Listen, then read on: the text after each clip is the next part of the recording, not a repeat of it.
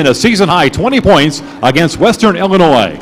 Escorted by his mother, Dewana Perkins, ladies and gentlemen, number 22, Chris Perkins.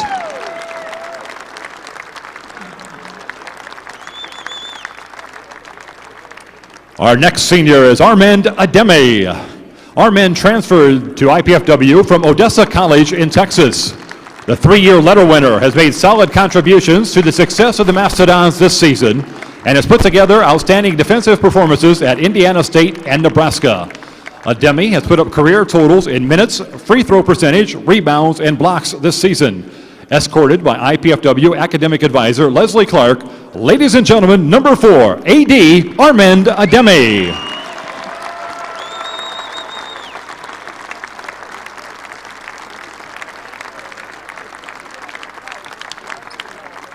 Our next senior is Pat Lepper.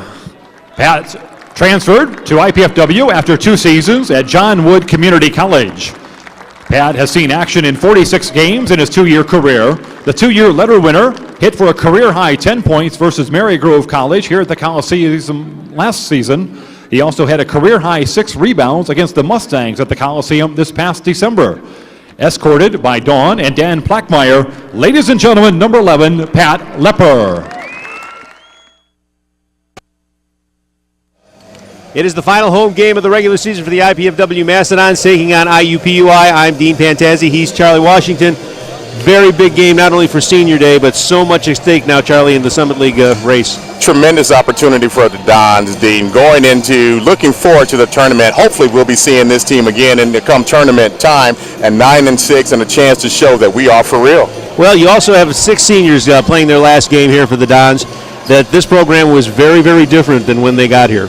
There's no question about that. We were talking just a moment ago where this program has come in the last, it's been, for you and I, 20, 25 years ago is not that long ago, but where this program has come, not to mention just the seniors that are here, when they came to this program, just entering Division I status, and now this program has just taken off. Well, they have a chance for some serious playback, Charlie, because I was there down at the IUPUI situation when they were handled pretty well by a team that played like the team that it looked like is going to be. This same team went to Oakland last Thursday and got handled pretty good by a team IPFW has beaten twice. That's got to encourage them a little bit. Oh, certainly. Anything that you can draw upon to gain some type of, this time of year, to gain some type of mental edge. And if you can draw upon anything past, future, hopefully, and tonight or this afternoon, hopefully the Dons can gain some confidence going into tournament time. It is Senior Day, and we'll be back with action coming up.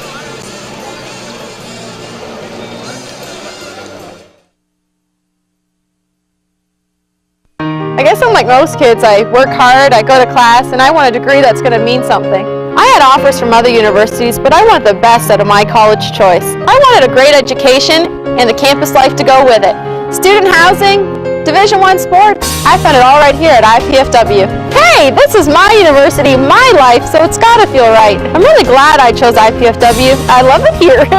Go to the website. Indiana University, Purdue University, Fort Wayne, one university, 2 great names. Think spring. It's time for the 9th annual Easter Basket Collection for the children of the clients of SCAN. Stop Child Abuse and Neglect. 10 area colleges are accepting donations of filled wrapped Easter baskets between February 18th to March 17th. Fill your container with unopened, prepackaged items and then wrap the entire basket. You can drop off your baskets at any area college or university and the alumni directors will deliver them to SCAN in time for the holiday. With your help, we'll make the Easter holiday a bit brighter for the children of SCAN. It's IPFW Mastodon Basketball, live from the Allen County War Memorial Coliseum. Brought to you by College 5 Sports on My Network. Digital broadcast 33.2, Comcast 252. Back at the Memorial Coliseum on this final home game of the 2007-2008 season, IPFW, IUPUI, jockeying for position now the Dons for the Summit League tournament and Summit League standings. Dean Pantazzi, Charlie Washington here at the Coliseum. Before we went on, Charlie, 6 seniors out there getting their final accord, and all of them very much deserving. Some of them for 4 years, some of them for 3 years, some of them for 2 years. All have worked hard for this program. This is a very special moment, and the underclassmen certainly will do what they can to send these guys out with the win every night, every day in practice, putting everything on the line. It's a tribute, and it's a great accomplishment.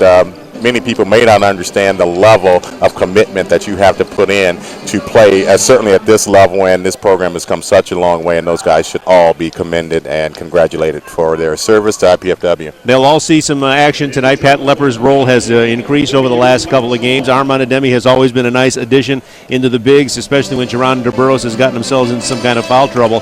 But I want to mention the guys: DeWitt Scott, Pat Lepper, Demetrius Johnson, Chris Perkins, Geron Burrows, Armand Ademi, all playing their last games as Dons. Some of them full-time starting contributors, some of them role contributors, but the key thing, all of them have been contributors. Back with more in just a moment.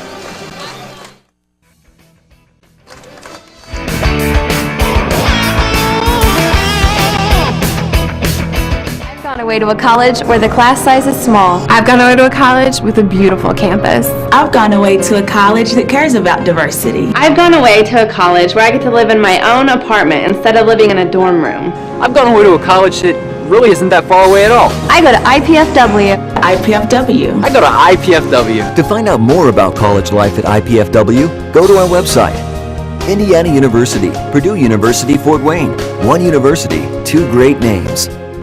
Think spring. It's time for the 9th annual Easter basket collection for the children of the clients of SCAN. Stop child abuse and neglect. 10 area colleges are accepting donations of filled wrapped Easter baskets between February 18th to March 17th. Fill your container with unopened, prepackaged items and then wrap the entire basket. You can drop off your baskets at any area college or university and the alumni directors will deliver them to SCAN in time for the holiday. With your help, we'll make the Easter holiday a bit brighter for the children of SCAN.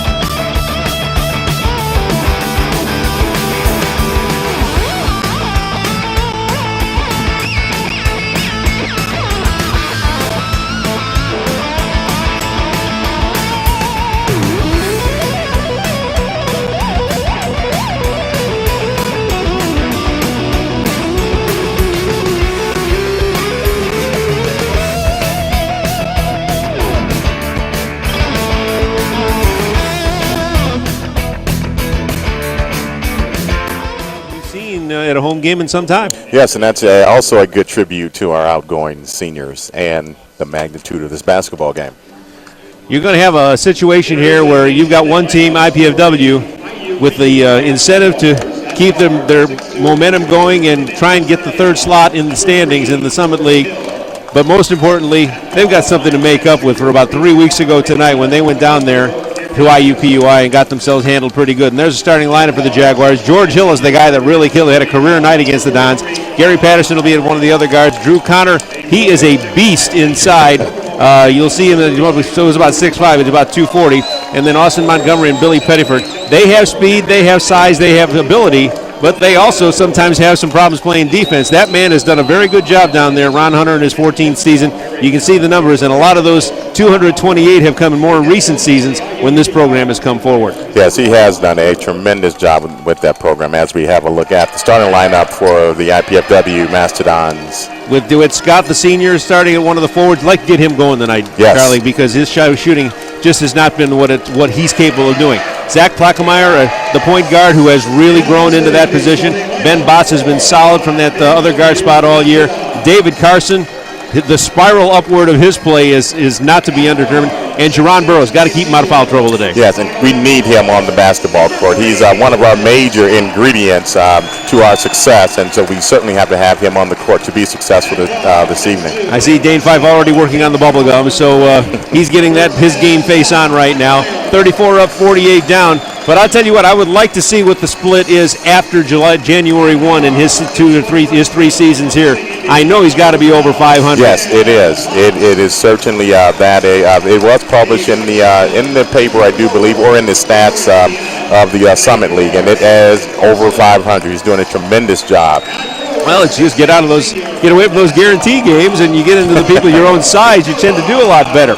But as we say, the biggest thing the Dons are going to have going for themselves tonight is the twofold incentive to keep the third slot, keep moving toward the third slot in the Summit League standings to have a better seed, although that's a mixed bag, as I'm going to tell you about in a little bit. And most importantly, show these guys in black, you're on our turf now, we're a different team here. We'll see what happens. The interesting thing I want to point out, and this was brought up to me by Greg Rakestraw, the play-by-play man for IUPUI, maybe you wonder what you wish for. The third seed in the Summit League tournament, well, of course, it was the Mid-Con before now. Right. The last 7 years has gone out in the first round. Oh, my. So, again, that's all history and conjecture and anything, but just a stat that you want to throw out there. Still, I think the Dons would like to have it.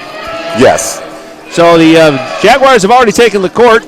Don's getting some last word here, and they will do the same, and we'll have some basketball here before, as we say, a very nice crowd here on a Saturday afternoon. And I'll tell you, they're probably coming inside on one of the nicest days we've seen in the last 2 weeks. Yes, so that's beautiful afternoon. That's to be commendable on their part. So here we come. Burroughs will jump it. And it looks like Pettigrew will jump with him. And I'm sure Ron Hunter will be pacing in front of us quite a bit. So he'll be setting a pick for us all day. But he does have shoes on. Yes, he does. And he's always nattily dressed. Dons win the pep. And it's Plackmeyer. Underway. Let's see what happens 40 minutes of basketball from now. Carson looks for Botts. Almost threw it away. Plackmeyer saves it. Can't save it. Hill gets it, and he's going to have a jam. That's one we may have been better off just letting that go out of bounds and then setting up our defense once a mistake had already been made instead of giving up the transition two. Well, also, that's the last thing you want to have in your first possession. Mistake like that, your first turnover. But now let's see what they do with the second one. Carson. Botts out top. Cuts into the lane. Goes back to Plackmeyer. Back to Carson. Fakes the shot. From the free throw line, he'll pop it. He'll hit it. Nice rhythm that time on that shot by David Carson. Well, rhythm has been his middle name for the last 2 or 3 games. And that's nice to see that he's going to add that little touch outside because he has that game as well as the nice inside game that he shows up there. One will certainly set the other, and it's nice to see him knock down that first jumper. Okay. We're going in now. Pettigrew outside. Hands to Hill. Got to keep track of him all day. Looks like Mr. Scott's going to have him. On the give and go, Pettigrew is going to try the ball jumper off glass. It's no good. Batted in the air. Taken out of the air. It's Patterson to grab it and hit it. And Patterson makes it a 4-2 game in favor of the Jaguars. A little bit of a half-court press. Yeah, a mild 1-2-2 seem to be there. Just slow the Dons down, take them a little bit out of the rhythm. Oh, bad pass again. That's two that they've thrown out there. Here's Pettigrew leading it off, and then a little jam for Patterson, and this is not good. And I think Dane's one possession away from maybe a little 30-second timeout. Yeah, I don't think we can wait for the TV. This is unfortunately very reminiscent of the game down there. Bad start on both halves, and Dons never came back from it. Can't do that today and win a basketball game. No. Botts. Work on Pettigrew. Back outside Plackmeyer. I don't think Johns have had a shot, have they? Yeah, they had the one by Scott that he made. Here's Scott moving, or Carson. Carson back outside Plackmeyer. Inside Burroughs. Puts his man up, down. 3 guys come out, and he's clobbered. He traveled. Another bad break. Well, I don't understand. Dane, you have a point. I have no idea how that could be. He got clobbered, and they called traveling. Yeah, he traveled after he got clobbered. Yeah, getting that type of intense hit will cause the feet to move. I would think so. And give the referees credit, he did have the ball in his hands, but after that, I think everything else you can throw out the window. Jaguars with the ball. Hill will fade from the lane. Got it. And boy, I tell you, Dane is just incensed.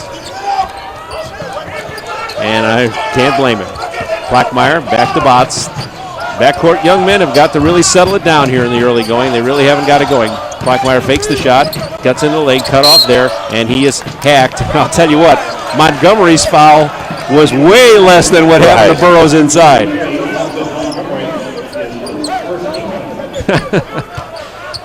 As they say, play on. Yes. Carson to trigger. Way outside to Burroughs. Okay, Keno, give up the ball and get back inside. Here's Botts. Blackmeyer on the drive. Pulls up. Has an opening back outside and has a bad spot. Bad pass. And out of bounds, and it goes to the Jaguars. Don's really out of sync. Very out of sync right now. And Demetrius Johnson coming in to hopefully settle things down, stabilize the point guard position. So here we go, and so far it's all IUPUI on both ends. Pettigrew picked up by Botts. Gouts out to Connor. Montgomery gets it on top of the key. Pettigrew. That's a little bit of a man-to-man. They seem to be switching off of. Pettigrew fades on the baseline. No good. Burroughs with a nice rebound. Boxed out nicely to get it. Yes, and he's averaging about 6.3 boards a game. Motts gets a screen from Burroughs. Cuts back outside. Leaves for Scott. Will try the three. Really didn't square himself up. I don't think he really grabbed the ball as well as he could have. And Pettigrew has the rebound. No, that pass wasn't quite in rhythm, and DeWitt, I think, had made up his mind and he was going to shoot once he retrieved the basketball. Hill with a nice play and almost had a turnover, but here's a shot from the corner, and it's good. And that's Montgomery to hit it. 11-2. This is not the start Dane Fife forecast for this game or wanted. No, or anybody else right now for a bucket. He is really taking chances, waiting for the immediate timeout here. He's got it to Burroughs. Draws a double team. Still in trouble. Kicks way outside Michi. Out to Scott for three. Got it. There's a better spot up and in rhythm in the pass game. People don't realize how important it is to catch the basketball, get your feet and shoulders set in a rhythm. Makes all the difference in the yes. world. A great example followed up from the shot prior. Pettigrew kick out. Bombs away from Mr. Hill. I don't think he's missed yet. No, and too easy. Most of the baskets that they have gotten so far have just been pretty much uncontested jump shots. He's 3 for 3, has a 3, has 7 points. Dons are down 9, and it's very early. Turnaround shot no good by Carson, and grabbed by Hill. 4 minutes in, and the Dons are right now a walking disaster out there. Pettigrew bounces once, gets back outside Patterson. On a give and go, it's bust and turned over. Here's Carson bringing it up for the Dons. Comes through the lane, lays it up. That was the first time I've seen any Matador defense from them. Yes. Usually they've been pretty good. And Carson has all 4 of the Dons' points. Or 4 of the 7 Dons' points, we should say. Here's Hill. And they needed something easy, a turnover and then transition. Patterson almost using a screen, instead of backing outside. Goes out to Pettiford, who goes in. It's no good. And Scott with the rebound, and we have a push and a foul on Burroughs.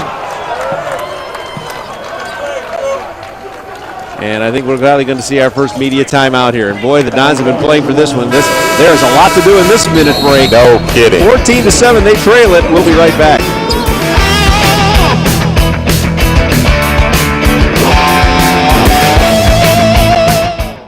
I've gone away to a college where the class size is small. I've gone away to a college with a beautiful campus. I've gone away to a college that cares about diversity. I've gone away to a college where I get to live in my own apartment instead of living in a dorm room. I've gone away to a college that really isn't that far away at all. I go to IPFW. IPFW. I go to IPFW. To find out more about college life at IPFW, go to our website.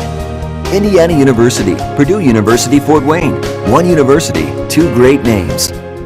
Think spring. It's time for the 9th annual Easter basket collection for the children of the clients of SCAN. Stop child abuse and neglect. 10 area colleges are accepting donations of filled wrapped Easter baskets between February 18th to March 17th. Fill your container with unopened, prepackaged items and then wrap the entire basket. You can drop off your baskets at any area college or university and the alumni directors will deliver them to SCAN in time for the holiday. With your help, we'll make the Easter holiday a bit brighter for the children of SCAN. Last time around, it was about 4 weeks ago, and IUPUI won that one by 18 down there. And the Dons, unfortunately, are doing the same things they did that night, getting into a lull off the top and having to dig out of it. And they're going to have to do the same thing here tonight as they trail by 7. Just 5 minutes to change into this game. And the Jags will trigger on their own basket. Dons having all kinds of trouble right now in this outset of this one. Outside is Patterson. Perkins, who has entered the game, is on him. In the corner, here's Patterson, or Pettigrew, we should say, trying to shot it. It's no good. And here's Michi. Up ahead to Perkins. Puts it off glass. Too hard. Up there is Carson with the rebound. That's good, and he's going to streak one. Sure looked a lot better that trip. No kidding. And David Carson certainly providing a spark. He is certainly fired up and playing hard for the Dons, for the seniors, and certainly for himself. See, this is very, very early. You know, this has been not a very good start for the Dons, but we still have 34 minutes of basketball to play, or 36 minutes of basketball to play. Exactly, and if you're looking at if Carson sinks his free throw, it's a 4-point basketball game. And one of the stats, the bigger stats that jumps right out at me immediately, we have 4 turnovers and only 1 assist. They have 3 assists and they're only 1 turnover. Not the ratio you want. No, not at all. 3-point play for Carson, and he's a 4-point game. And the Dons are very fortunate to be that close with the unfortunate start that they've had. Here's the work outside. Here's Montgomery with a shot. Little curl in, about 10-footer in the lane. 16-10. I tell you what, I almost don't want to call the game. I just want to watch Ron Hunter. No kidding. He works probably harder than any player on his team. Oh, you can see him at the top of your screen there. He is orchestrating this thing all the time. Here's Scott for 3. No good, but he's going to shoot 3. As Leroy Nobles is in the game, is picked up for the foul and said, "Who, me? I'm here to say yes, you." So here's Witt. Has a 3 for 3 points. And maybe this will get him going. 3 free throws. Just making shots may get his juices going, and he may be ready to light it up for the Dons. Gets the friendly roll off the front of the rim on the first one. I know this is a young man who would dearly like to have his final game at the Coliseum be a good one. Yes, he has certainly been a treasure for the Dons. Whenever he can square those shoulders and get those feet set, he's a very good, almost 70% shooter from out there when that occurs. Nice rhythm, feet and shoulders set.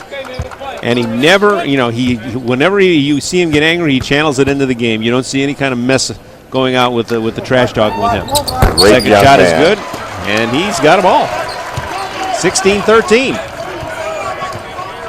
3-point game. Boy, I tell you what, off the start, you did not thought this would happen, but this is the Dons maybe getting themselves back into it. Montgomery on the baseline, gives off to Hill, layup and then good. And you can give that one to John Avery, who's checked into the game. Once again, good ball movement and just a little bit too easy. And a turnover. Michi got a little sloppy with it and bounced it off his foot. Here's the lane. Ball poked away nicely.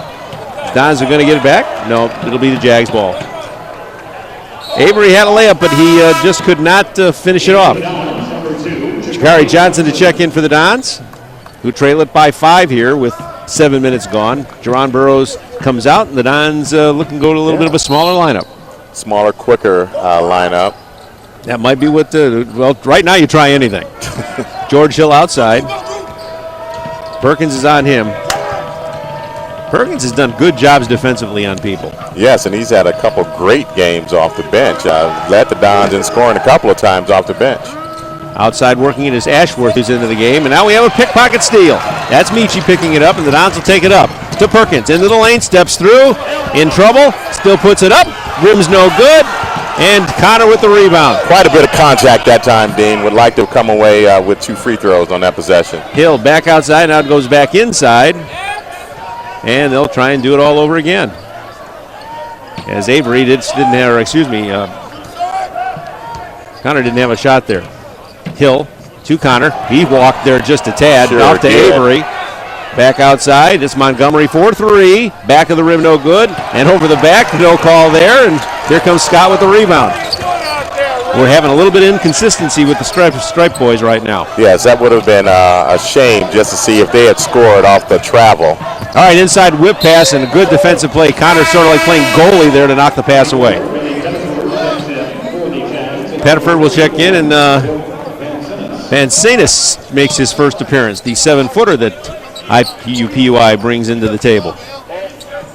Don's down by 13, 8 minutes in. Comes back into almost in the backcourt to Scott. Off to Jakari. Left side, he'll go with it. A couple of dribbles. Quicks to Perkins. Lost control again, and double dribble. I think once again, he might have put that one off the side. That was the problem there. So we have another media timeout at the 11:52 mark. Dons have clawed a little closer. It's 18-13. We'll be back.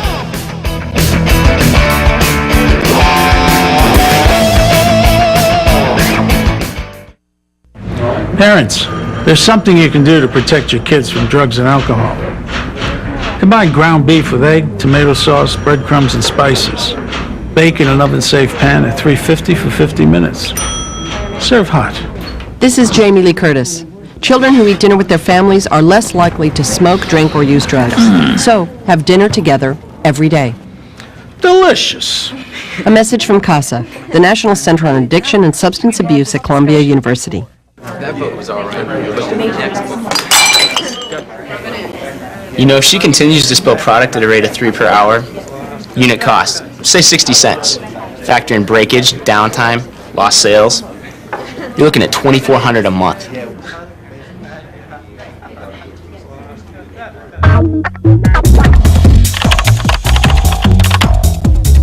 Indiana University, Purdue University, Fort Wayne. One university, two great names. Take a minute to thank today's game sponsor, 816 Pint and Slice, located at 816 South Calhoun in Fort Wayne for fine pizza and drinks. 816 Pint and Slice. Play back in here. Dean Pantazzi with Charlie Washington as the Dons. Down by 5. Will go on defense at this juncture.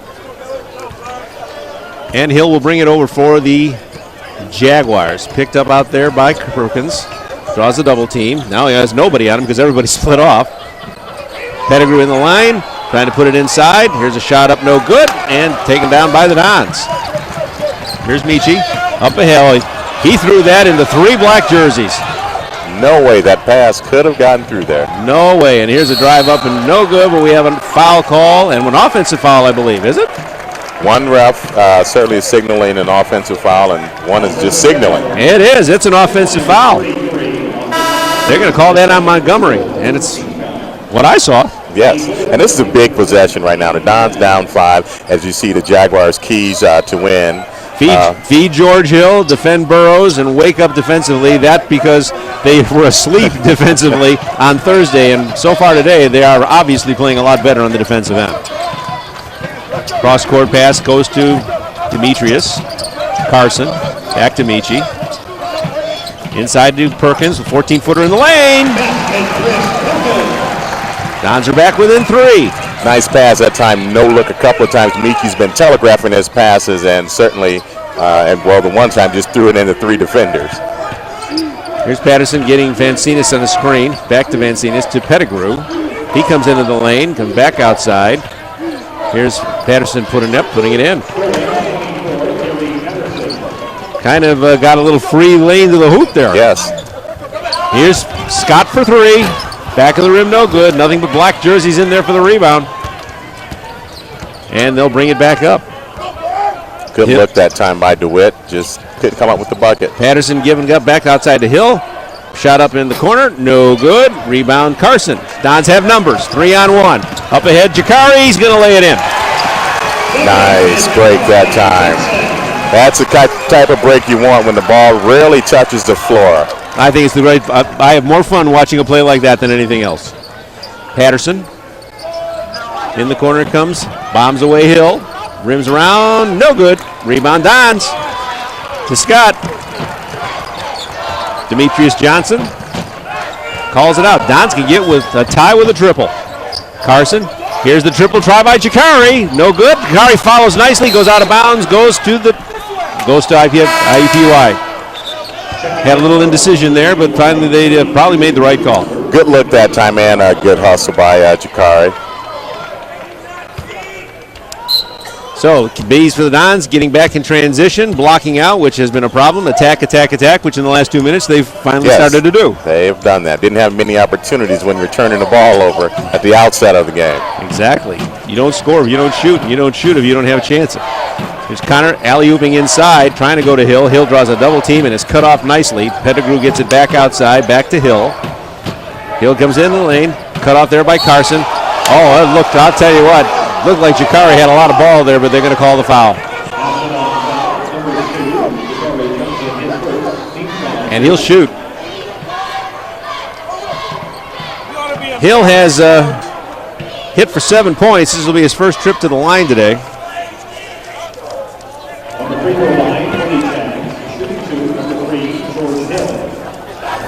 This guy just ate the Dons alive at IUPUI. He is a 82% field free throw shooter.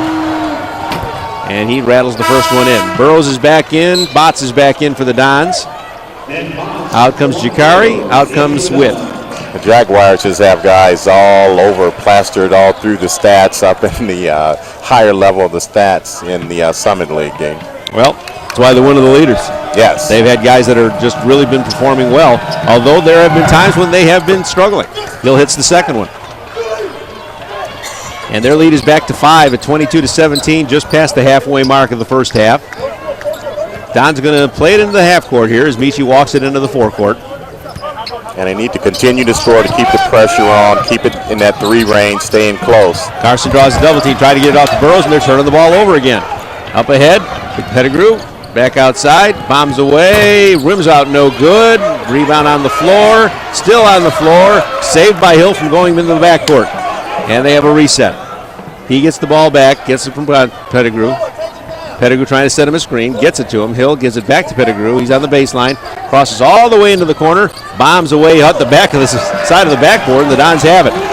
And you dodge a bullet there. Anytime you give a good team multiple shots at the basket, you usually get burned. Perkins cut off on the baseline, almost threw it away. Looks like he's going to throw it away. We have a tie up, and I think it's going to go to who? Goes to the Jaguars. Boy, they pointed 3 different directions. You couldn't tell whose that was going to. No. And the Dons right now struggling again, scratch and claw their way back into the game, and certainly still in the game, but we find ourselves making those bad passes and turnovers again. 8. We haven't played but 11 minutes in this game, and they have 8 turnovers. And you cannot do that against a good basketball team. Patterson outside, picked up by Botts, gets a screen, doesn't use it. Goes into the corner, Montgomery, he's outside, we should say. Connor, into the lane, fakes his man in the air, puts it up, no good. And rebound out of there by Scott, who's back into the game. Key possession. Here's Michi. I'll tell you what, the Dons are so fortunate that they are only down 5. Perkins. Michi. Using a screen from Burrows. Doesn't have the opening. Here's Scott. He'll try from 15. Got it. He pops for his 8th point, and the Dons are back within 3. 7:40 to go in the first half. Hill in the corner, partially blocked shot, and ribbed out of there by Michi. Again, numbers. See if he pushes it. Going to take it in. Burrows almost goes too far. Back outside. Here's Scott wide open for 3. Book it. Nice setup that time by Keno. We have a tie game. Yes. Absolute miracle. He went for the home run, and Keno bailed us out, and great release pass out to a waiting DeWitt Scott. Now let's see if he can get a defensive stop to go with it. On the drive, the baseline, kicks back outside. Stolen by Perkins. He has 2 on him. He's going to race all the way in, lay it up.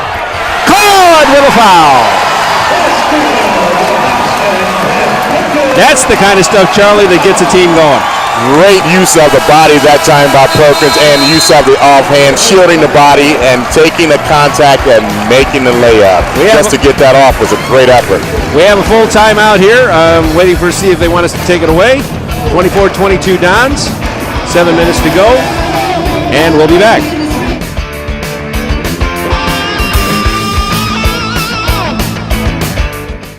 Mom, Dad, you know we love kids, and I've made a decision that will totally change my life. Cameron's too. It's a huge responsibility, leading someone into, who knows, communication or science or math. That's what life's all about, right? Learning so you can pass on knowledge to younger minds. Dad, Mom, I want to be a teacher.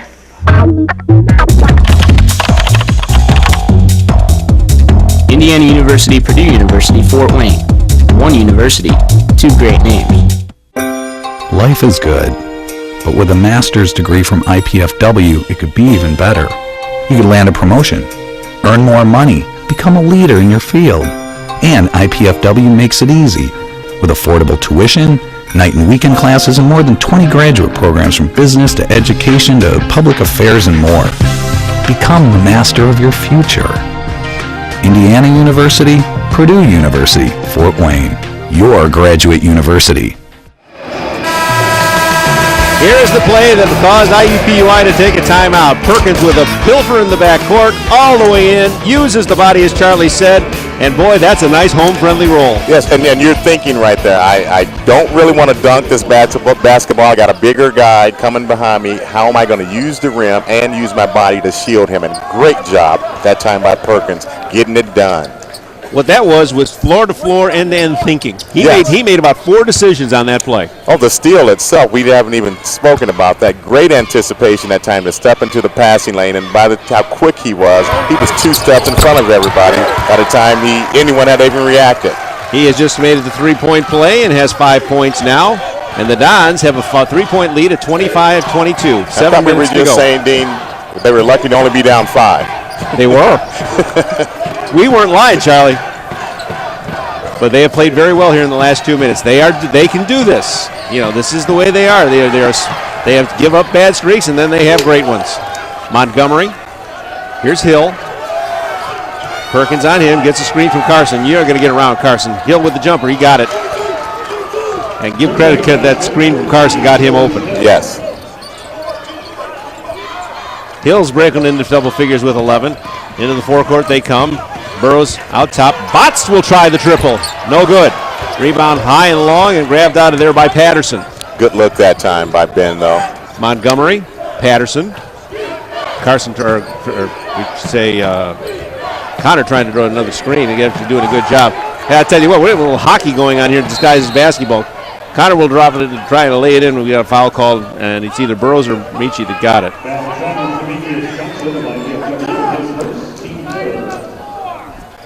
Give it to Michi. His first. And Connor will go to the line.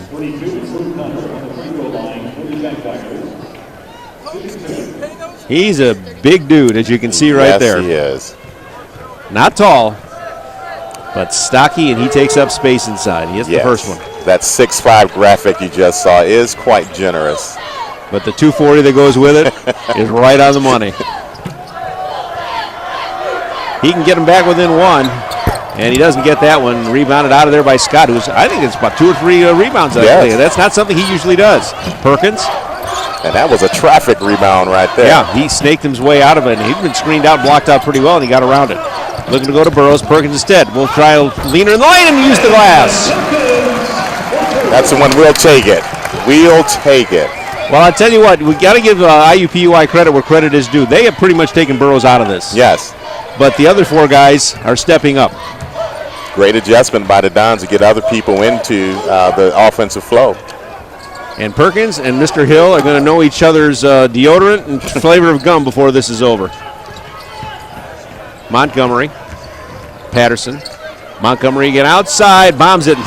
Well, window works on one end, window also works on the other. And that 3 put IUPUI back in front, 28-27. 5 minutes to go first half. Good basketball game. Yes, it is, and I'm glad it wasn't looking that way at the outset, Dean, but I'm glad it's turned into a good game. Perkins bombs away, misses everything. Hill has the air ball rebound.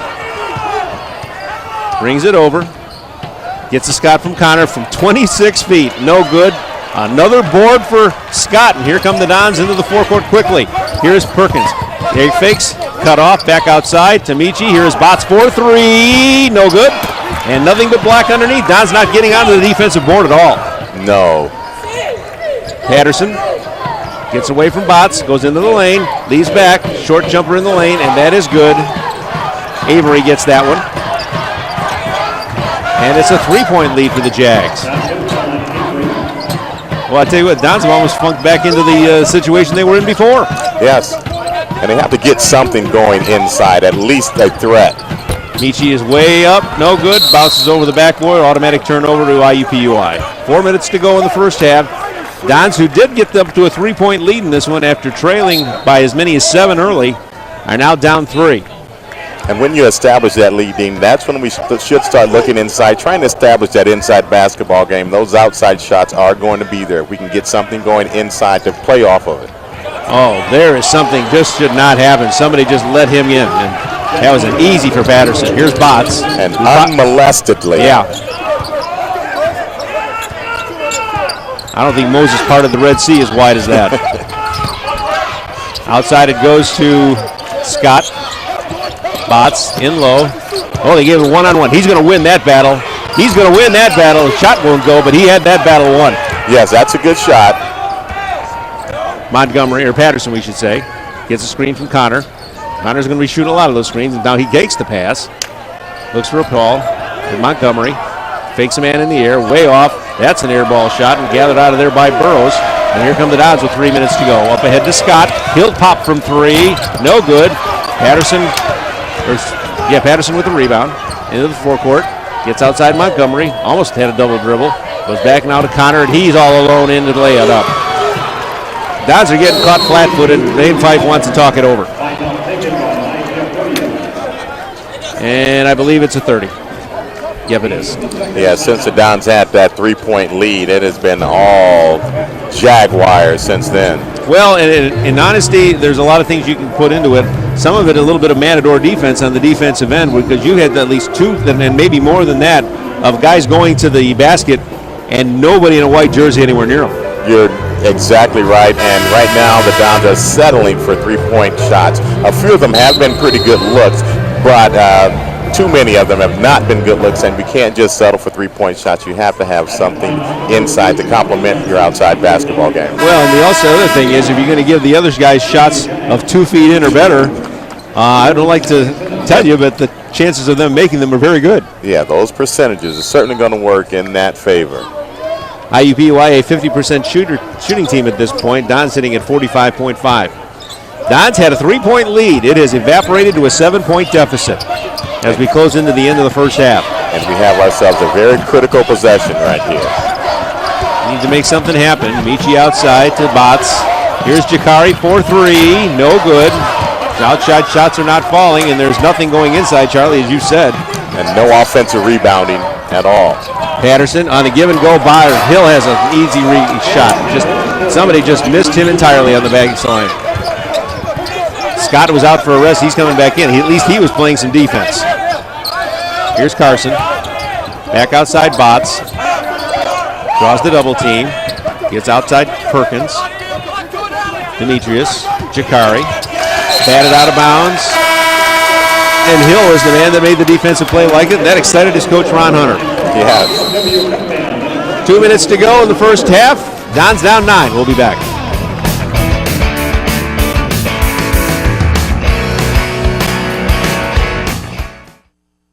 Do you have everything you need? Paper, pencils? We only ask that you do your best. And make you a snack.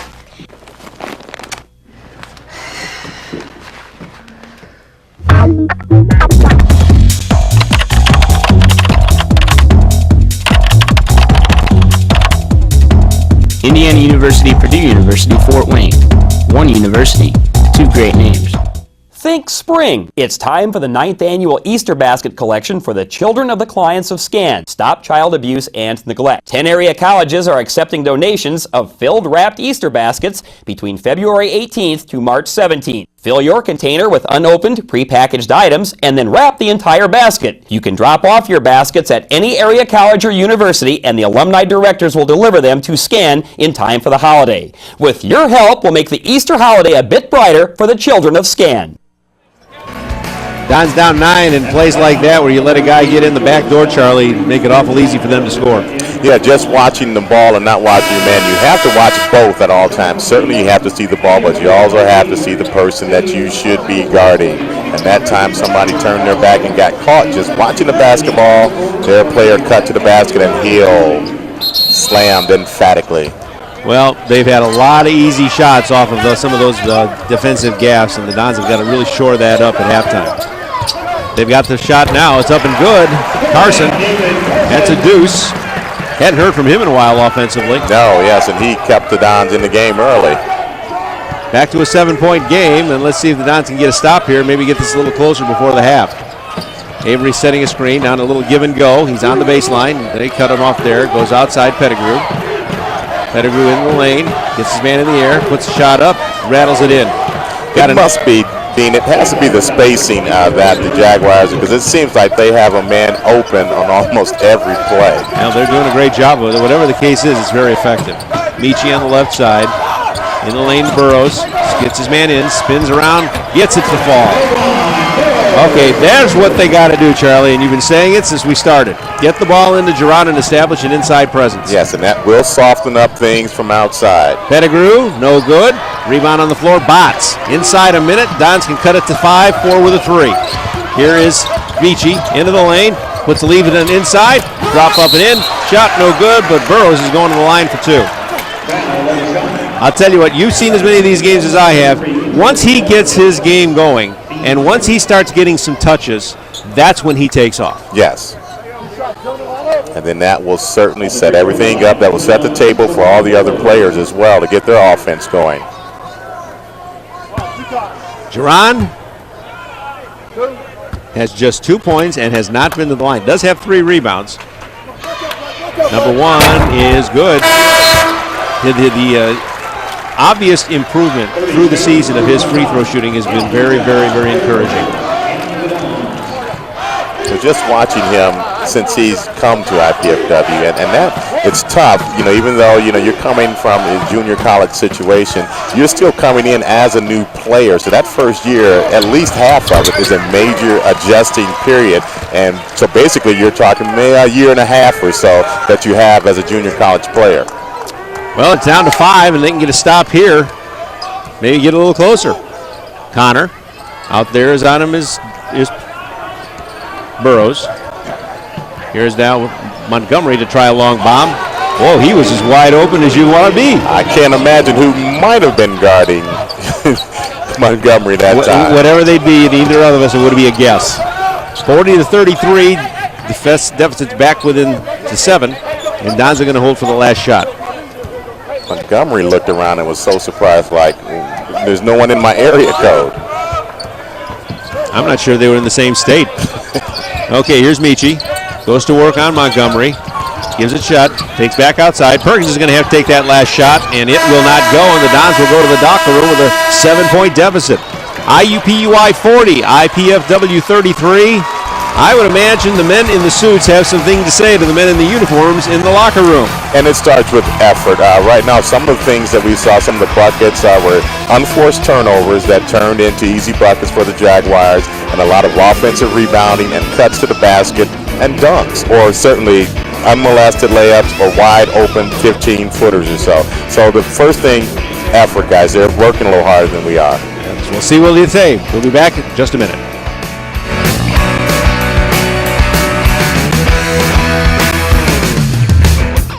I guess I'm like most kids. I work hard, I go to class, and I want a degree that's going to mean something. I had offers from other universities, but I wanted the best out of my college choice. I wanted a great education and the campus life to go with it. Student housing, Division I sports, I found it all right here at IPFW. Hey, this is my university, my life, so it's got to feel right. I'm really glad I chose IPFW. I love it here. Go to their website. Indiana University, Purdue University, Fort Wayne. One university, 2 great names. You might be surprised to know the biggest dangers your pet faces are everyday dangers, like drinking from puddles, being boarded, squirrels in the park, and fleas and ticks. Being a pet is risky business. That's why it's important for every pet to receive a risk assessment and wellness exam twice a year. A risk assessment from your veterinary professionals helps create a unique risk profile for your dog or cat. Your veterinarian can then develop a disease protection plan that's right for your pet and the disease threats in your area. Best of all, twice-a-year exams help your veterinarian detect, treat, or prevent health problems before they become serious. So reduce the risks. Contact your veterinarian today for your pet's wellness exam, because being a pet is risky business. A message from the American Veterinary Medical Association and your local veterinarian. Salam. Salam. Ewa. Reader. Mir. Shanti. เงียบสงบดี We all want the same thing. Peace. And Rotary clubs Sola. are making it happen. Haha. Through international scholarships for young people to promote peace and understanding La Fei. around the world. Rotary. Humanity in motion. Pizza!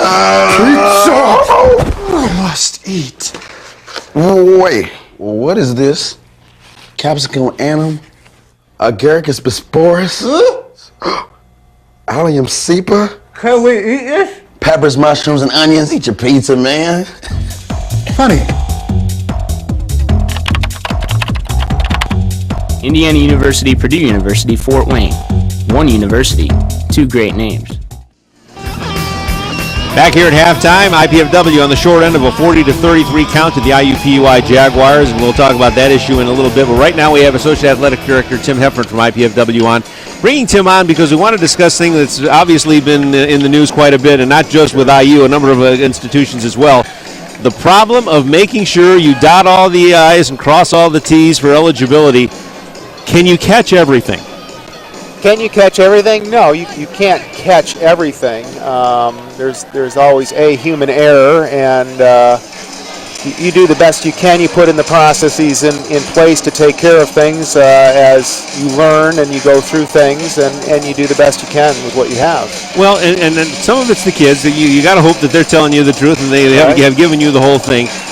But there are, I know at your level you have some people that their full-time job is make sure all these things are done. Sure. And the diligence that you have to put in with this thing, I mean, it's almost like looking at 4 or 5 times to make sure you got it right. Oh, absolutely. You have to check it and double check it, and you do. We have a compliance coordinator who also has an assistant. And it's not just them. There's a compliance team of registrar, financial aid, and academic components all rolled into eligibility. Also, there's initial eligibility and continuing eligibility. And of course, you're dealing with the NCAA manual, which is, very thick, on top of interpretations of those rules, which go into a legislative database online, which is who knows how many pages that could be if somebody printed it. Well, you wonder, you think you've got a good education when you come into this thing, and you're learning every day. When you have something like that and you have to be diligent with it, does it, and I don't know how many times you've had to deal with these things yourselves, but the quickness in which you detect something, does that usually work in your favor if you're quick and develop and get it in there? Hey, we screwed up. Well, clearly, yeah. When you break an NCAA rule, the NCAA looks favorable on the institutions that self-report, first of all. So if you self-report something, you've made a violation, you've figured out you had a violation, you report it before an outside agency reports it or the NCAA finds out, then you're way ahead of the game. So that's a favorable thing. The second half of the component is it a major infraction or a minor infraction? And the difference between major and minor is the intent. Did you know the rule when you broke it? Did you intentionally violate a rule? When you intentionally violate something, that's a major infraction. And those are the biggies. That's when, the big fines happen, the big penalties happen. It's quite clear. I mean, when you know a rule and you've intentionally violate it, you're intentionally not wanting to play by the rules. What can you say? No, you have yourself a big problem there. How much of this can you count on the coaches to do, too? Because I know you have compliance meetings with the coaches. Sure. You have compliance meetings with the players. In a nutshell, because we don't have the time we would have to really find out, what do you go through in those compliance meetings and with the players and with the coaches? What do you tell them? Well, you're educating the people, the staff, the players, coaches, and university staff, everybody at an institution is held to the same standard. You just have to educate them on rules as they come up, as they become current events. You do the best you can with, again, the allotted time you have. Coaches have a recruiting test they have to pass, so that helps that case. So, there's another case in which the Sampson thing, there's a recruiting test involved to further enforce those particular rule sets. Well, it's not a perfect science, and you hope you get it right, and hopefully everything continues to go well, because so far it's so good for you guys, especially at Division I level. Tim, thanks for joining us. You're welcome. Hopefully we see a little better effort for the boys in the second half. Certainly hope so. Well, hopefully for that. We'll be back with more and discuss more of that first half and look ahead to the second one right after this.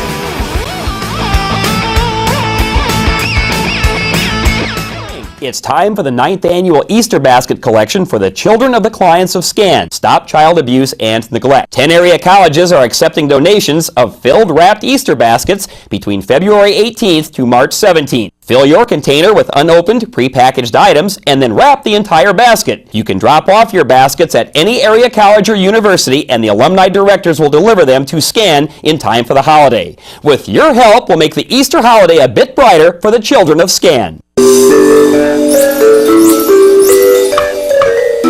What do triglycerides or trigs have to do to get noticed?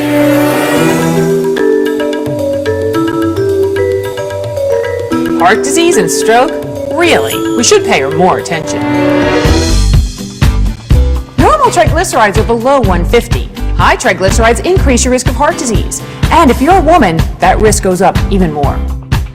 After standing in the shadows of good and bad cholesterol, triglyceride, also known as the forgotten fat, is ready to share the spotlight and the attention.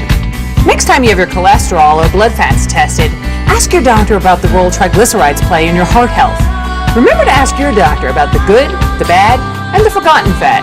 For more information on all of your blood fats, the good, the bad, and the forgotten, go to ForgottenFat.com. And remember, normal triglycerides are under 150. This message brought to you by Sister to Sister, working together for healthy hearts. Coming up this month on IPFW Up Close, do you remember how you paid for college? How are your kids going to pay for it? Would you like some help? Well, we'll talk about financial aid and that all-important FAFSA document. Are you looking for a quick cultural getaway? How does Shakespeare in the Windy City sound? Going green is more than a marketing slogan for a lot of people. See how an IPFW Habitat for Humanity project is using sustainable design to build one family's dream home on Up Close Sundays at noon. Are you in there?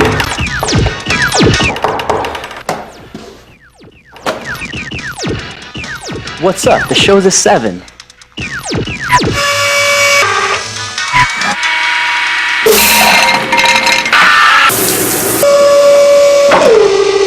Whoa.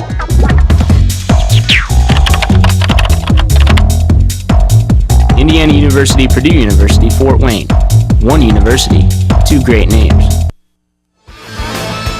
Back at the Coliseum, IUPUI 40, IPFW 33 at the end of 20 minutes with 20 more coming. And Charlie, peaks and valleys first half, wasn't it? Yes, no question about that as we see some replays here. That's Mr. Hill. He's always a problem. And Mr. Hill again, getting around DeWitt, just a nice move there.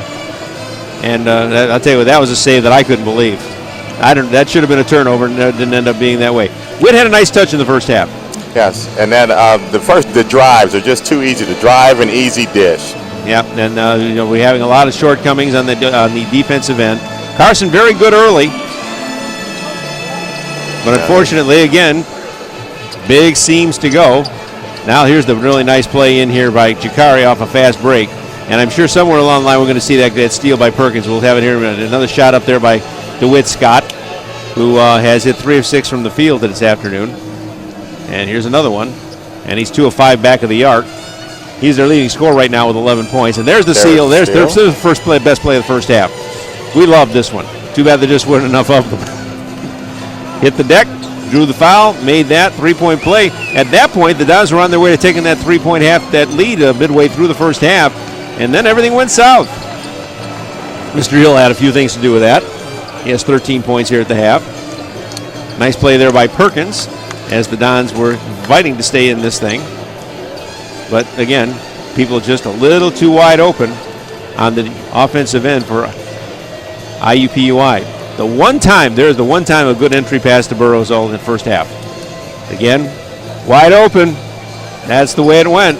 And when you're wide open, you're going to hit 53.1% of your shots, aren't you? 3 of 10 back of the arc, 3 of 4 from the line, assists 15, rebounds. Those are all pretty even. Steals pretty close.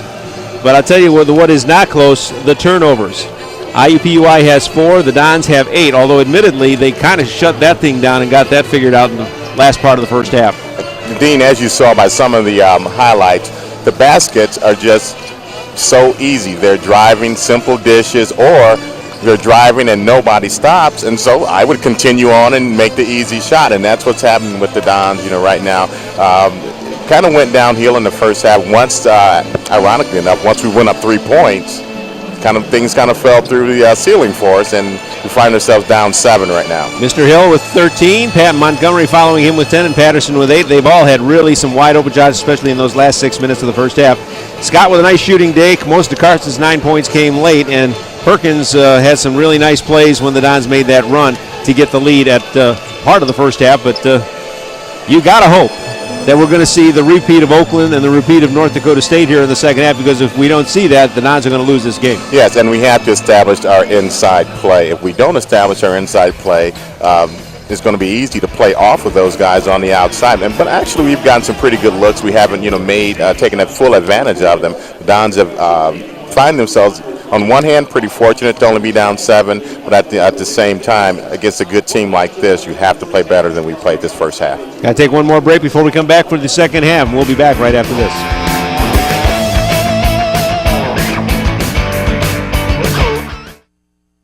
That book was all right. If she continues to spill product at a rate of 3 per hour, unit cost, say 60 cents.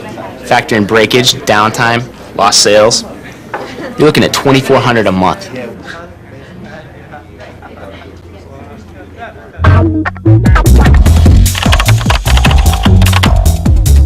Indiana University, Purdue University, Fort Wayne. One university, 2 great names. What's it like when you hear your calling?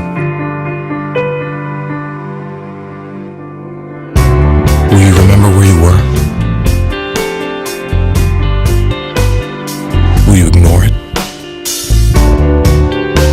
Or will you listen?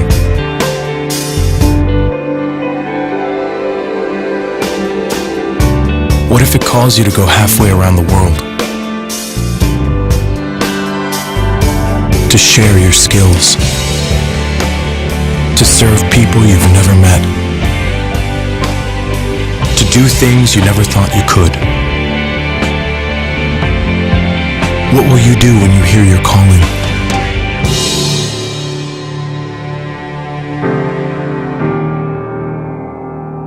Peace Corps, life is calling. How far will you go? Think spring. It's time for the 9th annual Easter basket collection for the children of the clients of SCAN. Stop child abuse and neglect. 10 area colleges are accepting donations of filled wrapped Easter baskets between February 18th to March 17th. Fill your container with unopened, prepackaged items and then wrap the entire basket. You can drop off your baskets at any area college or university, and the alumni directors will deliver them to SCAN in time for the holiday. With your help, we'll make the Easter holiday a bit brighter for the children of SCAN. Play back in the second half as we're ready to go and see the Dons have a big second half in them today. Plackmeyer. Botts has it on the right side. Back outside to Plackmeyer, who was in early and then not at all in the first half. Dons almost losing control. Carson back outside. Here's Botts for jumper about 18 feet. Good start to the second half. Great start to see him going. He got a pretty good look or two in the first half and wasn't able to cash in, so nice to see him get off the snide. Well, it has his first 2 points of the game, and the Dons are back within 5 at 40-35. Hill. Well, a little bit of he almost thought about that. Yes. That was a really late call, and it was a foul, but I was kind of thinking he was going to let it go, but he didn't. I'm not sure if Hill did that with old savvy, and so I saw a little bit of contact, so I'm going to fall, and there's no way I'm going to lose the basketball. So I'll keep the basketball, but I want that referee to see, hey, he pushed me. He figured out that Burroughs, with that the head of steam that he was coming at him, if he just stayed still, he probably was going to draw that foul. But it was, again, kind of interesting that it was sort of like an individual discussion between the referee and himself. Am I going to call it or am I not? Inside pass, nice deflection by Burroughs, defensive play, as they were looking inside there for Pettiford. Don's down 5. Actually, that count is wrong. It's 40-35. The guys will fix that in the truck, I'm sure, as soon as they can. Hill in the left corner. Draws the double team. Now they peel off. Montgomery gives it to Pettiford. Inside. Well, that's pretty play. Connor, he gets clobbered. He double clutched in. Let's see who we got. He's got Scott. That's the extra pass the Dons did in this particular case, did a little defensive rotation, but a good team is going to make that extra pass to exploit that defensive rotation and guys out of position. Connor did a nice job of double pumping in there, and he got his men in the air, because had he not done that and they had not had to go into the air, he was dangerously close to a 3-second call. Yes. But it didn't happen that way, and so Connor has dropped one, and he'll get another. He has 3. And the lead is back to 6 at 41-35. Well, you need some savvy, guile, and experience to be a 6'3" post player at this level. One more to make it 42-35, and the 7-point disadvantage of the first half is where we're at right now. And we're already a minute 20 into the second half. Demetrius Johnson, DeWitt Scott, Zach Plackmeyer, Ben Botts. Plackmeyer, down low. Carson, see if he backs his man in. He's going to back him in. Kick back outside, throw it over 2 people, no good. All black jerseys in there again to rebound. Up to Patterson, he'll try the triple, got it. A textbook on what you don't want things to be happening, and Dane Fife knows it, and he's going to call a 30-second timeout. Yeah, it's kind of a 5-point turnaround, the 2 points and the opportunity that we didn't get. Carson that time turned outside and kind of turned a 6-footer into about a 10-footer where he could have turned inside and got that at about the 5 or 6 foot level, and they turn around and go down and shoot a 3. 45-35 our count at 10-point deficit, and I'll tell you what, you really can't have this thing get too much further out. Mom, Dad, you know we love kids, and I've made a decision that will totally change my life. Cameron's too. It's a huge responsibility, leading someone into, who knows, communication or science or math. That's what life's all about, right? Learning so you can pass on knowledge to younger minds. Dad, Mom, I want to be a teacher.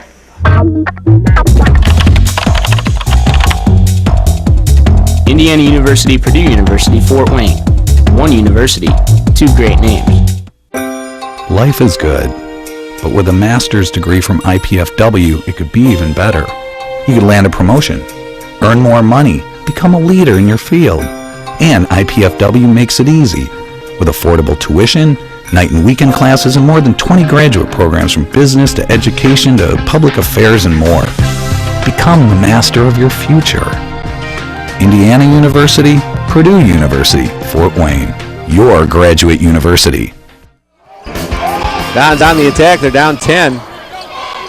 Michi tries to drive, tried to split his man, lost control of the ball, but fortunately Connor bailed him out by dropping the ball. Or we should say Patterson. And as you were starting to state, being dangerous time for the Dons. It's double figures right now. Desperate need of a score. Well, got to get some flow into your offense right now. You have none of it. Scott looking for Carson. He's going to quickly draw 2 people. Come back outside. Plackmeyer. In the lane was Michi down. He couldn't see him. Plackmeyer cutting into the lane. Now gives off to Johnson. He'll have a layup. Got it in. Now, a couple stops. Need some stops now. They did a nice mid-possession reset there to get that play. Yes, they did. Hill. Oh, a little drag of the foot there about top, but we play on. This is Patterson. Going to work outside. Pettigrew.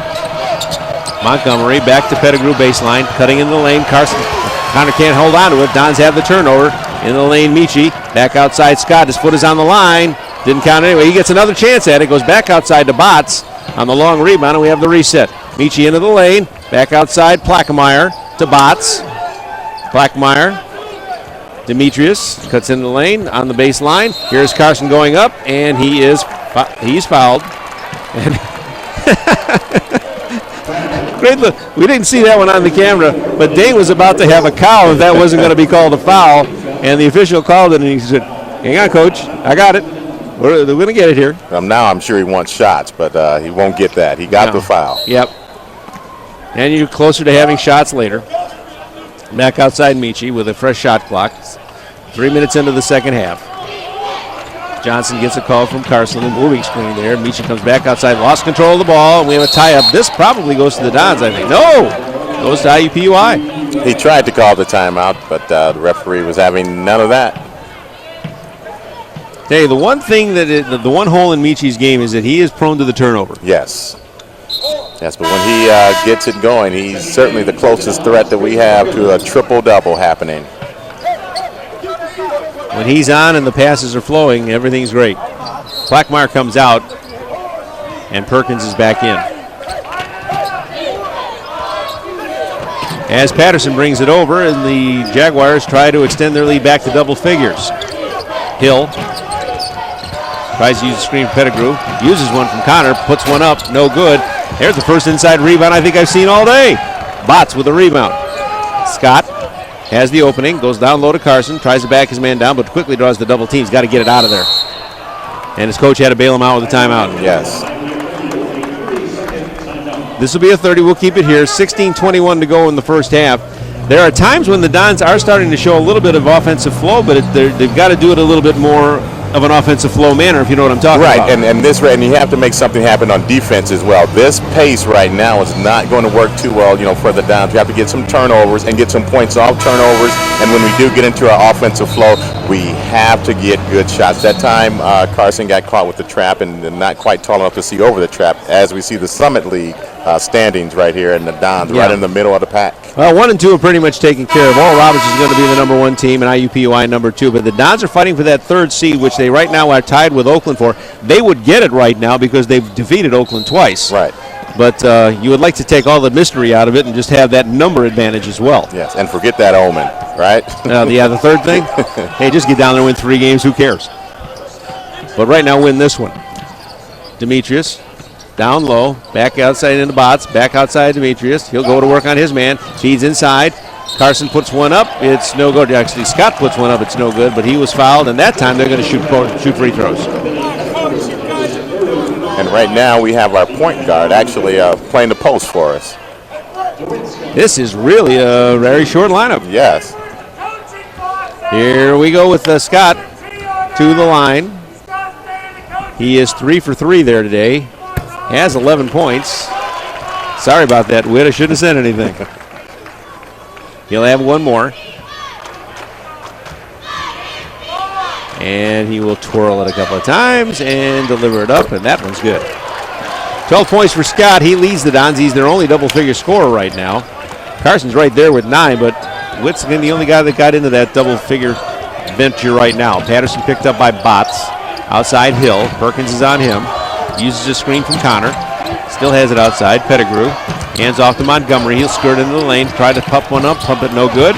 Rebound on the floor. Carson battling Connor. And the Dons will win that tie-up. Montgomery is a slasher in all aspects. Timeout on the floor. Dons back within 6 at 45-39. We'll be back.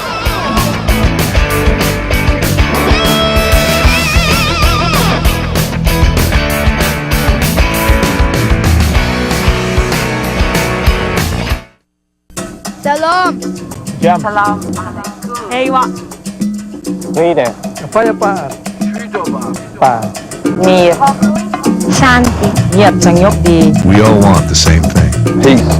And Rotary clubs are making it happen. Lucky. Through international scholarships for young people to promote peace and understanding Latte. around the world. Semear is the high. Rotary. Humanity in motion.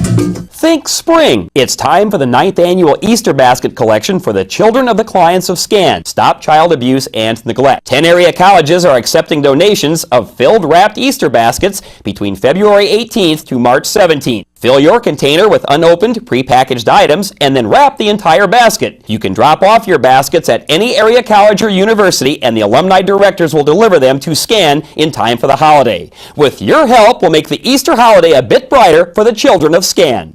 Take a minute to thank our game sponsor today, 816 Pint and Slice, located at 1816 South Calhoun Street in Fort Wayne for fine pizza and drinks, 816 Pint and Slice.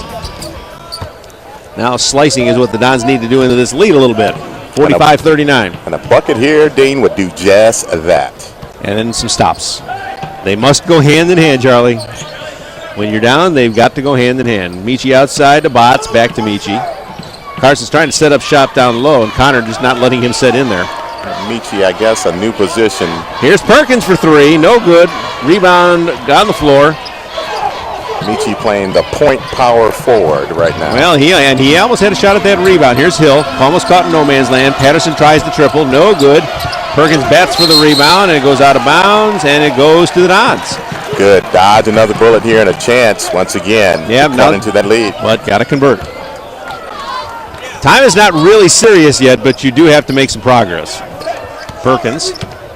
Montgomery picks him up. He slices through to Botts. Takes one step forward and goes back outside to Johnson. Michi back to Perkins on the right side. Dane Fife motioning the guys where he wants to see him. Dangerous cross-court pass gets in the hands of Scott. Michi drives his man down. You're not going to get away with too many of those. No. Here's the move in by Pettigrew. Inside to Hill, tries the runner, got it in. That's why he's the player he is. And points off turnovers. 15 for Hill. And the Dons back down 8 again, 47-39. Couple cracks to get it down to 4 or 3 with the 3. Like that? Yes, that's what we needed. Mr. Scott's having a nice ball game tonight. That's 16 points for the senior, playing his last game at home. And I've probably been more impressed, Dean, with his defense and rebounding in this game because we expect the shots to fall for it. Yeah, I'll tell you, he's had trouble getting those shots. Well, it's good to see in this game that they're working. Hill cut off in the corner. Now gets it back outside. Shot up, no good, but Mr. Pettiford is going to go to the line. And that weak side defender right there has to be there to take that charge right there. Pettiford, they tried to cut him off mid-drive there, and he showed some nice body movement to get through those white jerseys and get up there for that opportunity. Don's down 5, and Pettiford has 2. Number 1's good. Only 3 points for him. He saw much more floor time the first time these two teams played. IUPUI has a pretty nice 9-man rotation. Second shot up and no good. And rebound taken by the Dons. And Jakari up to Michi. The two Johnsons played back and forth. Jakari out in the baseline. Here's Perkins to make it a 6-point game. And Chris has 9. And now it's 4. Don's down 4. Almost a turnover. Hill almost double dribbled. Hands to Patterson. Montgomery. He'll try one from way downtown. He didn't even square up, Charlie. No, he did not. He just threw that sucker up there and in it went. 51-44, IUPUI by 7. Jakari looking low to Carson. He was too well covered, so they'll try and reset it outside to Perkins. Carson, Scott. Carson fakes the shot. Here's Perkins trying to jump from 15. Rims out, no good. And boy, oh boy, oh boy, when are the white shirts going to get in there to get some rebounding position? And here's a drive by Hill that will not result in any points, but it will result in a couple of free throws. Yes, and once again, the weak side defenders did not step over and try to take the charge at least. At will, the Jaguars are just getting to the basket anytime they want to. I'll tell you what, the funny thing is, I'm looking at this stat board, and they say that the Dons are out rebounding them 21-18. I don't know if they're seeing the same game we are. Hill has the free throw. 17 points for him now. Connor will come out. Avery will come in for the Jaguars. Well, when you shoot about 57, 55 or so percent, there aren't that many misses. I guess that's what's going on. Okay, Hill will try another. And that one's good as well. 9-point lead for the Jags. Dazed cut it to 4. Michi off to Jakari. Burrow set to come back in. In the lane, Scott trims one up. That's back of the rim, no good. And in the lane, they come for the rebound, and that's Patterson. Bringing it into the forecourt. Gets away from Jakari to Montgomery. They cut him off nicely there. They know they can't let him have anything to shoot anymore. Outside Patterson. Jakari on him, looking for a screen to avoid. Montgomery. Now here is Hill. He'll drive, draw the double team. Back outside. Wide open, that's Patterson. Well, when you double, somebody's going to be free. Yes, and they seem to find the open man quite too frequently.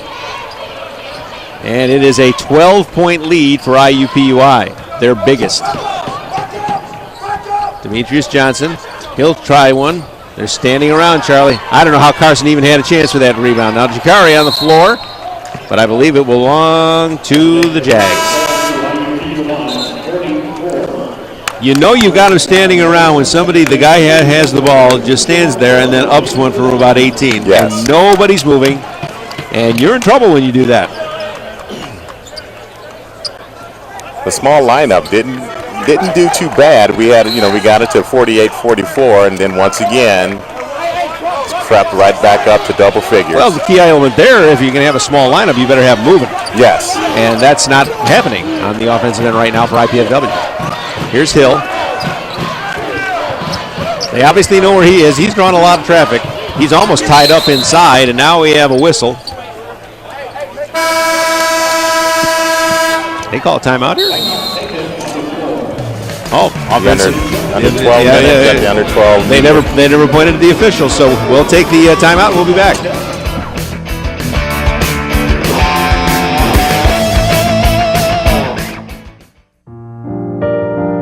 Living with diabetes is the pits. When I wake up, the first thing I have to do is check my blood sugar. I just want to feel like all the other kids without pricking my fingers or injecting myself with insulin. Diabetes is rough on my whole family.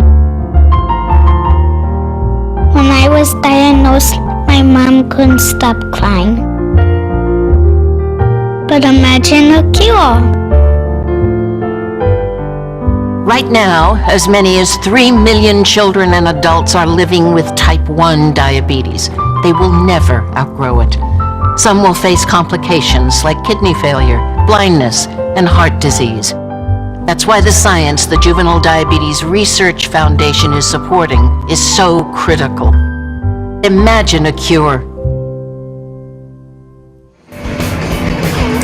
Don's down 56-44. Right now, IUPUI for the game, shooting 51%. Don's at 44%. Turnovers, Dons have 10, Jags have 5. Unfortunately, the number at the bottom of your screen is what counts, and that's the one that has the Dons down 12. Trigging inside will be Avery. Ron Hunter pacing the... I tell you, have you ever been to the zoo and watched a tiger go back and forth? That's Ron Hunter. Back and forth, back and forth. He wears out that baseline. Montgomery. Patterson. He's versus on his man. Tries to lose Perkins. Perkins stayed with him very nicely. Montgomery now. They'll try a little pick and roll with Van Sant and didn't work it. Here's Hill. He's open from 25. Just barely beat. Vancinas almost had a very nice rebound, and it goes out of bounds. Ron Hunter really let Vancinas have it for his hustle. Vancinas says, my bad. Yeah, it was. That isn't going to endear you with Coach Vancinas. Here's Perkins. Outside, Carson. Michi backing his man down. Still too slow in the movement there, and they've got time to move the second guy over. Here's Michi on the cut, moves inside. Back outside now. Carson, he just barely saved it. 9 seconds to shoot. Into the lane, moving his man in, fading in the lane. Got it. We worked hard for it, but we'll take whatever we can get right now. He breaks into the double figure scoring column with 11, and the Dons back within 10. About half the second half still to play. Hill, Patterson, open there. Vancina sets a screen. Patterson tries the three. That's no good. And rebounded out of there by Burrows. Now you got to see a few more of these things. Cup them on one end and then score on the other. Michi to Burrows, back to Michi. Perkins bounced on the baseline to Carson. He'll put it up. No good, but he's going to draw the foul. That'll be the 15th foul on IUPUI. This one being a shooting foul, Carson does. Well, I'll tell you what, I'm really kind of surprised that he's getting away with that, and I'm really kind of surprised Ron Hunter isn't saying something because I'm not sure how much of the shooting he was doing at the time. But he gets two. He's only been up there once, and now he's 1 for 2. Have to cash in on those. Any free points, the opportunity for free points, we do have to take advantage of. Scoring leaders right now, Hill has 17 for IUPUI, Patterson has 14, Montgomery has 13. Second shot is good by Carson. He has 12, and the Dons are back within 9 at 56-47.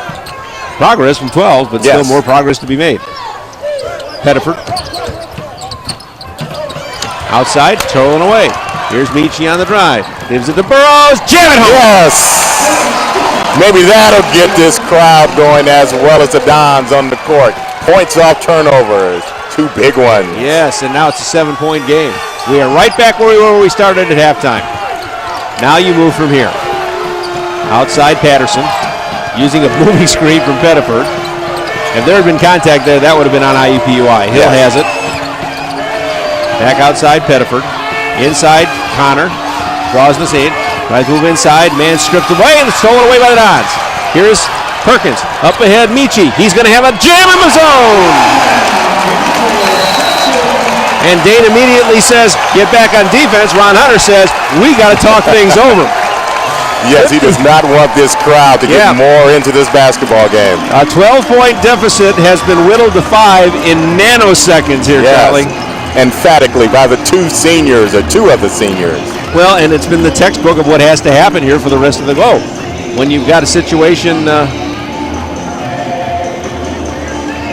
and it's just been the textbook of what you have to go with, and we'll take it there. Latest Mastodons, here's the replay on Michi's dunk that got it to a 5-point game. Now let's tell you about the latest Mastodon scores and stats, which are available on the World Wide Web at GoMastodons.com. Check out the teams, the players, and order tickets at the official Mastodons Athletic website. Okay, bottle the last minute and a half, and you do all right. Yes. But that's why coaches call timeouts, to make sure you don't keep that kind of momentum going. Uncle Mo is in the building. And so is the crowd right now after a long time out of it. Hill. Looks like Scott has drawn him this time. Now they switch over Burrows. He needs to get back inside. Avery in the lane. Cut inside, puts it off, no good, but he's going to go to the line. Well, make him earn it. Yes. And if you're an IUPUI fan, you kind of like that, slowing the game down, getting the crowd out of the game. 2 free throws. Not a bad move if you're looking at the stats, which I'm sure it really coaches don't have a lot of time to look at. He's only a 64% free throw shooter, hence what we just saw. Yes, did not look fluid on that one. No. We can get another one of those, John. Averages 11. They held him to 4. His second one, that never had a chance. Okay, let's see if the Dons can cut it further. 9 minutes to go in the game. Perkins outside. Gives it to Burrows. Back to Perkins. Scott didn't go for him. Here's Michi on the drive. Up to Carson. He's going to try and put it up. Almost tied up. Now puts up a... Oh! I don't believe that one at all. I have no belief how that one went in. Could have been an offensive foul as well. Well, and you could have said a little traveling music into that as well, but whatever happened, there are 2 more points on the board for the Dons, and Carson is up to 14. Here's Hill. Draws the entire lineup. I don't think there was a Don that wasn't around him. And he's going to the And line. he was close to traveling as well. I guess that was a make-up no call for the other end. Well, if you ever wanted to see a flowing zone that goes to the ball, you saw it there with the Dons. Well, and actually that's a good sign because that has not actually been happening all night. And that time, Hill did not look to pass out of it. Fortunately for the Dons, well, we'll see after these free throws. Where was he going to pass out of it? He was surrounded. Hill will deliver the first one, and he got it. Up to 18 for him now, and he's 5 for 5 at the line. You mentioned a moment ago about the 9-man rotation. At this level of basketball, you have to have, and I use an analogy, a sad analogy, size, athleticism, and depth. And that's certainly what the Jaguars have set themselves up to have, and that's where the level that the Dons have to get to. Size, athleticism, and depth. Well done. You got to market that. Outside now, here's Johnson. Michi to Perkins. Scott. Johnson on the left side. Drives the lane. Inside Burrows. Puts it up. Get in there. Call with a foul. Yes, we've got ourselves a ball game. I thought he had been hit maybe a little too hard to get that to fall, but the prayer is answered. And he can cut it to 2. Burrows has his 8th point. And I tell you what, when he's been able to set up inside like he has here, he knows how to do those things. Yes, great body control, taking that big hit and then still able to get that ball into the basket. Okay, Keno, stay inside. That's where you belong. That's your office. Makes the three-point play good. He has 9. He has 7 boards to go with it. And the Dons are back within 2. Here's Hill. Dons almost beat by committee out near Hill. Carson taking almost bad pass. Patterson. We almost got that pass here, Charlie. Yes. Patterson to Hill. Looks in the cross court. And a nice defensive play by Michi. Good anticipation. They knew they were trying to get it over to Montgomery. And we have an official's timeout. 58-56 Dons. 7:46 to go. Back in a flash.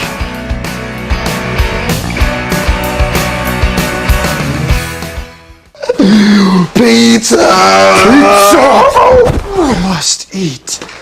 Wait, what is this? Capsicum annum? Agaricus bisporus? Allium cepa? Can we eat this? Peppers, mushrooms, and onions. Eat your pizza, man. Honey. Indiana University, Purdue University, Fort Wayne. One university, 2 great names. Warning, ruthless invaders are among us, and the future of fishing depends on stopping them dead. Only you can prevent invasive species from spreading before it's too late. Inspect, clean, and drain your boat, motor, and live wells, and properly dispose of invasive species on land, not back in the water. Stop these evil menaces from taking over and threatening our precious outdoor heritage. Inspect, clean, and drain. Do your part to halt the silent invasion. If this is a college class, this is how you get back in the game 101. Nice finish that time by Keno. And then the finish coming up here as Michi will be out on the head on the break. And he skies for the two-handed flush. Little hang. Didn't do it too long in the hang. You're not going to get the call on the tee there.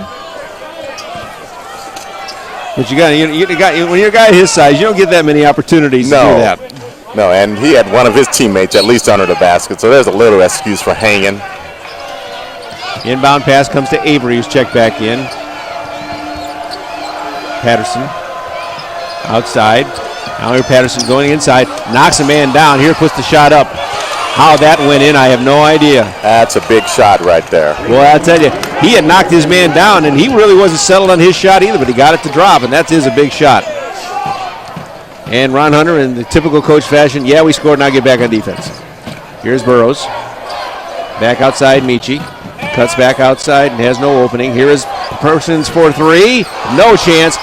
Nice battle for the rebound, and the way the battle is won by IUPUI and Patterson. Under just about 7 minutes to go now. Pettigrew feeding out inside to Hill. Patterson fakes his man. Now decides he's going to take it back outside, and they'll reset. Still plenty of time on the shot clock. Hill out to Montgomery. You don't want him open, but he missed that time. And the rebound on the floor, and they get a fresh reset. Have to come up with that loose basketball, get that rebound, or at least get the loose ball. Cannot give them. That's a tough bounce. Shot. Tough bounce. Pettiford crosses over to Patterson, who will try the long bomb. Boy, I'll tell you, when they need those threes, they got them. Yes, and Patterson has been a thorn in the side of the Dons. He has 17 points, and that's his 4th 3. Perkins. Johnson. Burrows back to Michi. They had the mismatch they wanted inside. They didn't get it to Michi. Here's Carson. He's going to fight it up, and he'll get to the line for 2. 6 minutes to go in the game. Dons had it within 2. Yes. Now it's 8. But chance to cut into that here with no time coming off. Yes, we need these free throws, and then we put our hard hats and helmets and lunch pails on. We go to work on defense. That part of the job, I think, over the last 3 or 4 minutes has been done pretty well on the defensive end by the Dons, but unfortunately, they have not been able to convert on the other end to get it done.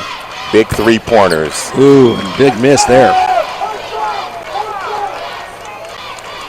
He'll have one more. Carson with 14 points. He's 2 of 3 from the line. Number 2, that's no good either. But the Dons will get the loose ball rebound. Good, good, good. When you're scratching and clawing, though, Dean, you got to have those free throws. You betcha. Now, keep them. And then I'm liking the motion I'm seeing on the offensive end right now, Charlie. Here's Michi. Goes back outside. Carson. Scott for 3. Yes! And he may have been hit a little bit. But he hit it, and that's the hit that we wanted to worry about. 5-point game. Stop needed. Hill. Scott on him. Montgomery. Find him. Boy, he's just hitting everything. Hill. Actually, find Patterson as well while we're at it. We're at the finding people. Hill leans in. Gets the shot to fall. And that's interesting. They hit the shot, and Ron Hunter is calling for a 30. Well, whoever was guarding, whoever the assignment on DeWitt Scott, that's who's coming out. He called that timeout to get whoever that person's assignment was to get him out of the game. Well, it might be the case because I kind of wondered that they had just completed a very nice offensive play there to get into it. Don's down 7.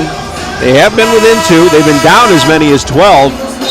We talked about Evan Poole in the first half, Charlie. This is even taking that to a new level. Yes, and, believe it or not, up 3 at one point in the first half. But not up now, and striving to get there with 5:19 to go here in the ball game. This nice crowd here at the Coliseum would like to leave out of here with a smile on its face, and the Dons have some work to do to make that happen. Yeah, at least thus far they have been entertained. It's been a roller coaster, and that's the entertainment. Neither team in the bonus yet, but both are close. Here's Michi with a nice drive. That's strength and determination that time by Michi. Yeah, he's picked up, I think, all his points here in this half.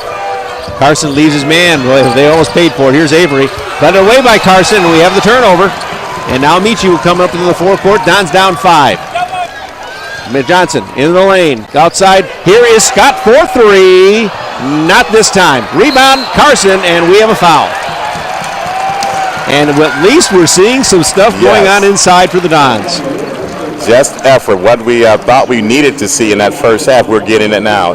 Plain effort. I'll tell you what we're also seeing is 4:46 on the clock, and the urgency is beginning to kick into these guys.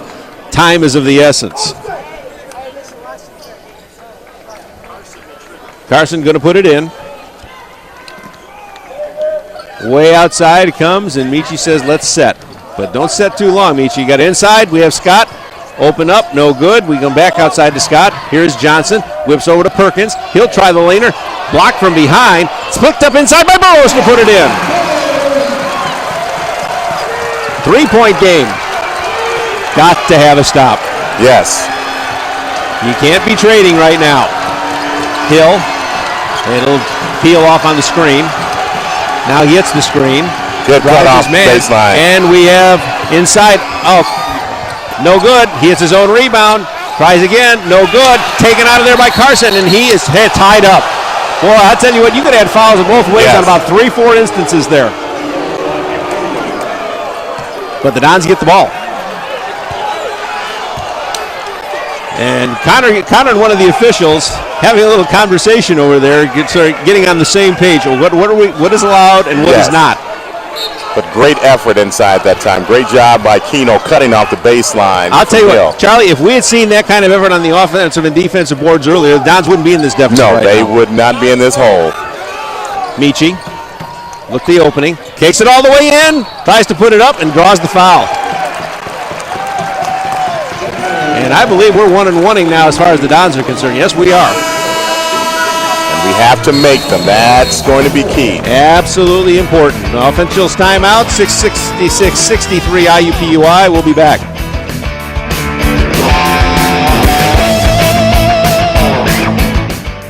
I guess I'm like most kids. I work hard, I go to class, and I want a degree that's going to mean something. I had offers from other universities, but I wanted the best out of my college choice. I wanted a great education and the campus life to go with it. Student housing, Division I sports, I found it all right here at IPFW. Hey, this is my university, my life, so it's gotta feel right. I'm really glad I chose IPFW. I love it here. Go to their website. Indiana University, Purdue University, Fort Wayne, one university, two great names. Think spring. It's time for the 9th annual Easter basket collection for the children of the clients of SCAN. Stop child abuse and neglect. 10 area colleges are accepting donations of filled wrapped Easter baskets between February 18th to March 17th. Fill your container with unopened, prepackaged items and then wrap the entire basket. You can drop off your baskets at any area college or university and the alumni directors will deliver them to SCAN in time for the holiday. With your help, we'll make the Easter holiday a bit brighter for the children of SCAN. 3 minutes, 56 seconds to go in the ball game. Dons down 7 at the half, got within 2 in the second half, got down 12 in the second half, and now have gotten it back within 3. With a chance, we need to convert this one in a bonus. If we do not, that's as good as a turnover. So this bonus shot, we have to convert it. Something has bothered Ron Hunter because he has been spending a lot of time with the officials. He spent maybe 10 seconds with his team and about 50 with the officials in this timeout. Michi to the line. He has not been there today. He has 6 points. On the way with the number 1, and he'll learn him a number 2. And the Dons are within 2. 66-64, time off the clock, and Michi will try number 2 and book that one as well. Okay, here. 1 point game. The operative word here is spelled S-T-O-P. Yes. And the Don fans are up, and they are making noise. Connor, guarded out there by Carson. Pettiford, Burrows away from the basket to pick him up. Montgomery, and Scott's on him. And Ron Hunter is in front of us. Here's Hill. He goes to work on Michi. Can't get it done. Good help 9 that time by seconds to Carson. go. They're going to have to hurry. Got to have the stop here. Got to make this work for them. Here is Patterson has once again thrown a killer up there. Yes. And shot over Perkins that time, and Perkins has about 3 or 4 inches on him. Patterson has 22 points. Here's Michi inside. Burrows has to make a lazy one. Lay it in. Good job. Great pass that time. Keno almost got caught too far underneath the basket, but found his footing. And Connor has the crying towel out trying to bid it. All he did was he got caught flat-footed, and he got beat. Flat out. 1 point game. Patterson, Montgomery, got to have a stop here. And we have a turnover. Oh, we got Michi with a foul. Which he probably did. There's a lot of contact in there. And we'll shoot 1 and 1. They're going to the baseline, but these are shots. And I don't like this is not the guy I want to see here at the free throw line. No, he is a flat-out slashing scorer. And an 88% free throw shooter. As he gives us graphic evidence right there. 2 point game, 69-67, Jags. Second one is no good and rebounded out of there. Dons can tie. Lead with a 3. Take our time and get a good possession here. Yeah, but I tell you what, don't stand around because when the Dons move it up a little quick, that's when they get their motion into offense, and they've got to do that. Can't have the sticking around. Michi. Montgomery's on him. He is screened. Inside, back outside Carson. He'll move in. Try the jumper from 15. No good. And rebounded out of there by the Jags. Not the best possession that time, No. Dean. Didn't get to the guys that I think they probably have the shots from. You want Carson to have the shot, it better be from 10-point in. Although he can hit the outside shot, that's not where they want him to be. Hill is cut off. Pettiford inside. Montgomery blocked out of the glare. Knocked up, no good. Rebound on the floor, going out of bounds. Belongs to the Dons. Nice hustle by Montgomery going after it. Ended up in row 2. Now let's get that good possession back. Let's get Burrows a touch inside and spot DeWitt up on the same side. But push it. Do not get into that set stage that they get in themselves in trouble. When they have that, they do not create things on offense. You're exactly right. And the movement also gets your defenders out of position as well. Exactly. Here's Michi. Outside Scott. Can't take too much time. Well, Perkins wasn't ready for that, but he just got bailed. Or Carson wasn't ready for that, and somebody came over his back. Yes, that one step, that wide receiver stepping inside to safety that time and got the contact.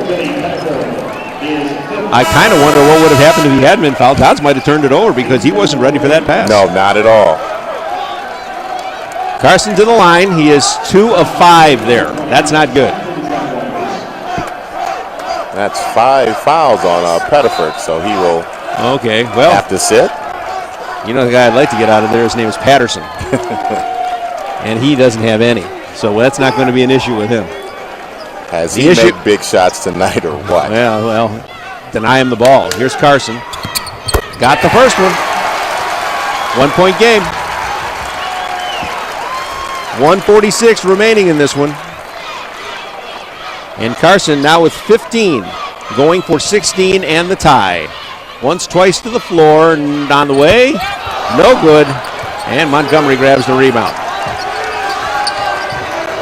Now they'll hand it to Patterson. I don't trust him even that far out, Charlie. No. He might throw it in from there to Hill. Montgomery. Guarded by Michi. Avery. And we have a whistle and a foul called on Perkins. All he was doing was trying to stay with Hill as good as he could. And Hill to the line. Tonight, he is 6 of 6 there, and he has 21 points. Hill also has 10 rebounds. Yes, and very strong. He's that wiry strong. Well, they have said all year that this may be the best single-player prospect in the entire league, and he's done nothing tonight and nothing in the game I saw at Indianapolis that would deny that. No, very good all-around ball player, does everything. It's the first one, and pulls them back out by 2. Minute 27 to go in the game. Ron Hunter pacing again. They're going to have to refinish this floor after he's done. On his way with number 2 is Hill. And that's good too. So it's a 3-point game, and the Dons need to move things along here. Minute 27 to go. Michi's coming to bring it over the line and motioning what he wants to see on offense. Dons set up. Keep it moving here. Scott will try for the tie. Missed everything. Perkins the rebound. He'll take it back outside. Back to Michi. Comes into the lane. Scoops it inside. Carson to the lane. Pops it in. Good with a foul. Yes. Michi made a great pass, but that's not a great pass without a great finish from Carson. That's right. And you talk about a great matchup, size-wise, Carson and Connor. Yep. I'll tell you what. Boom. And poor Connor, he was almost there in time to get the charge. Yes, and that certainly is always and the he toughest still call. he thinks right now he was there in time. Yes. See, he and that underneath official have been having this discussion all night. And it's a very tough call. Toughest call in basketball it was to make. really close. Here's Carson for the tie. And we're even. All right. 71-71. This is what you want a game to be. Yeah. Get it to this point, and now let's see who has the best. Everybody on their feet. Hill draws a double team. Almost had a steal. Carson now comes back to get his man. Hill into the lane. Almost double dribbled. Back outside now by Patterson. Stay on him. Don't let him get anywhere near. Connor went the screen. Patterson dragged the feet again. They did get it. They got it. They got it. Great 46 defensive seconds to pressure go. that time by Perkins. Great job. I was afraid they weren't going to call it. Yes. Okay. 46 seconds to go. The Dons will have to shoot before the thing gets up. That's the only disadvantage in this particular situation if we do not get an offensive rebound, obviously. I tell you what, this team, this program needs to win one of these at home. Yes. One of these nail biters in the final seconds. They've had so much problem with them in the past. They need to win one of these. Michi goes out to Scott. Michi in the lane.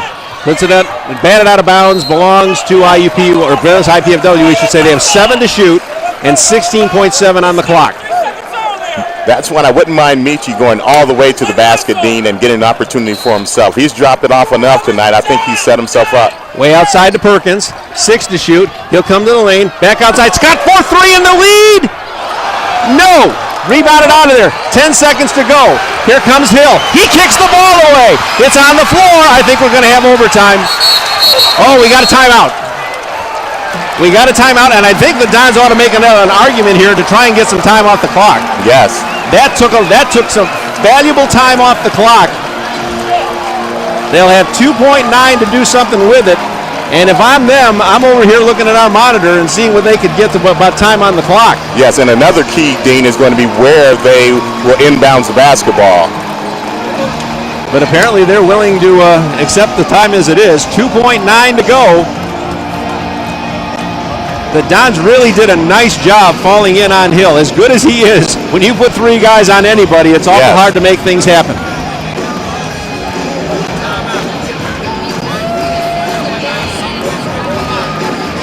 Okay, they want to see a replay with the clock. So they're asking our help here, and they're trying to get it up here. And they're going to come around, and the officials are coming over our shoulders. So guys back in the truck, we can go with that replay one more time, and we're rebounding it right now. The officials are over our shoulders, and you'll see it coming up here. Now Hill loses the ball there. Here's the call, and down, and the clock up here, gentlemen, if you can watch it up here. Oh, we don't have a look at the clock here. All right, here's where it would have been. Up here. All right, there, yeah. There was a 2.9. Probably was in the 3s, and they're going to have to make the determination. They may get another second or 2 back. They're going to talk it over.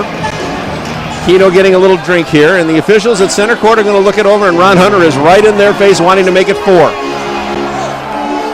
Let's see if this win, I'm thinking about 4. Yes. You know, make it an even 4. And certainly it'll be their discretion. They saw the 2.9, and they saw visually. There was a 3 up there at the very least. And I don't know what the determination is going to be. Right now we haven't changed anything yet, and apparently we're not going to. I guess they're not going to change.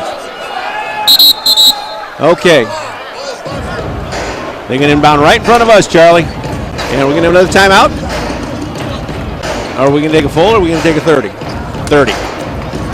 Now, 2.9 seconds, you arguably have an opportunity to get the ball in bounds and take 2 pretty good dribbles and then get a shot off.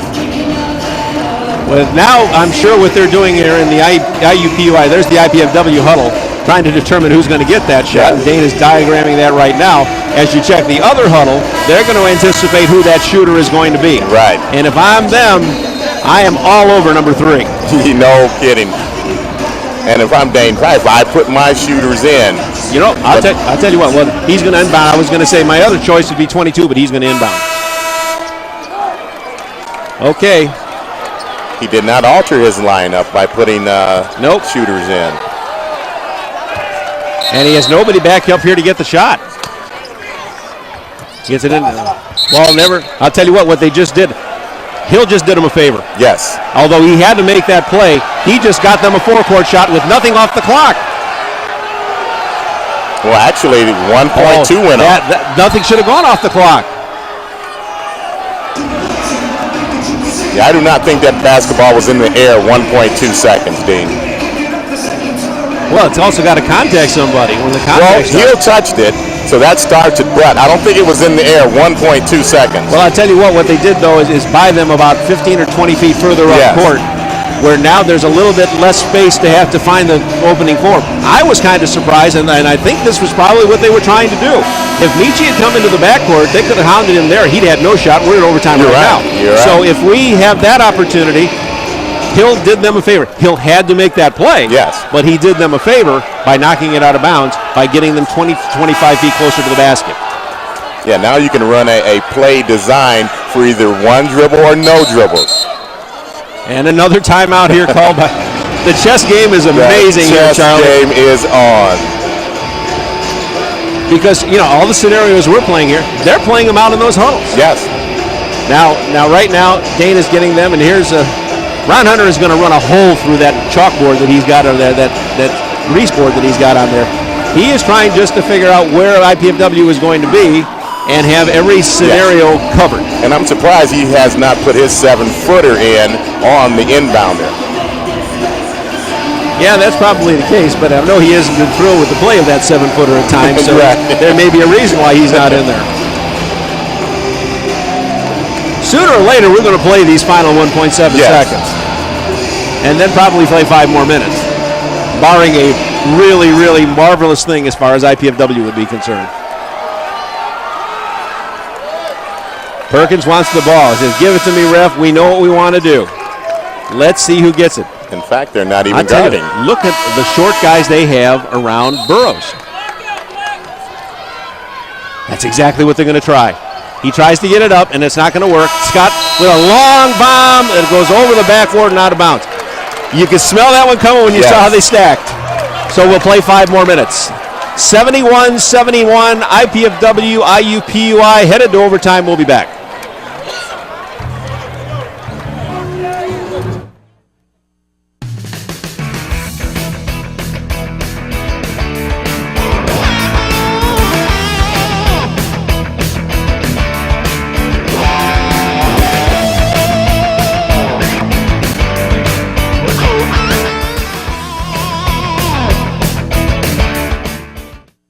I guess I'm like most kids. I work hard, I go to class, and I want a degree that's going to mean something. I had offers from other universities, but I wanted the best out of my college choice. I wanted a great education and the campus life to go with it. Student housing, Division I sports, I found it all right here at IPFW. Hey, this is my university, my life, so it's got to feel right. I'm really glad I chose IPFW. I love it here. Go to their website. Indiana University, Purdue University, Fort Wayne. One university, 2 great names. Think spring. It's time for the 9th annual Easter basket collection for the children of the clients of SCAN. Stop child abuse and neglect. 10 area colleges are accepting donations of filled wrapped Easter baskets between February 18th to March 17th. Fill your container with unopened, prepackaged items and then wrap the entire basket. You can drop off your baskets at any area college or university and the alumni directors will deliver them to SCAN in time for the holiday. With your help, we'll make the Easter holiday a bit brighter for the children of SCAN. Well, a little bit more basketball than we anticipated. Yes. Bonus ball. And let's see who takes advantage of the bonus. Dons is down as many as 12 in the second half. Rallied, had the chances a couple of times to get the lead, but just couldn't make it happen, and actually saved themselves on the other end with some nice defensive stops.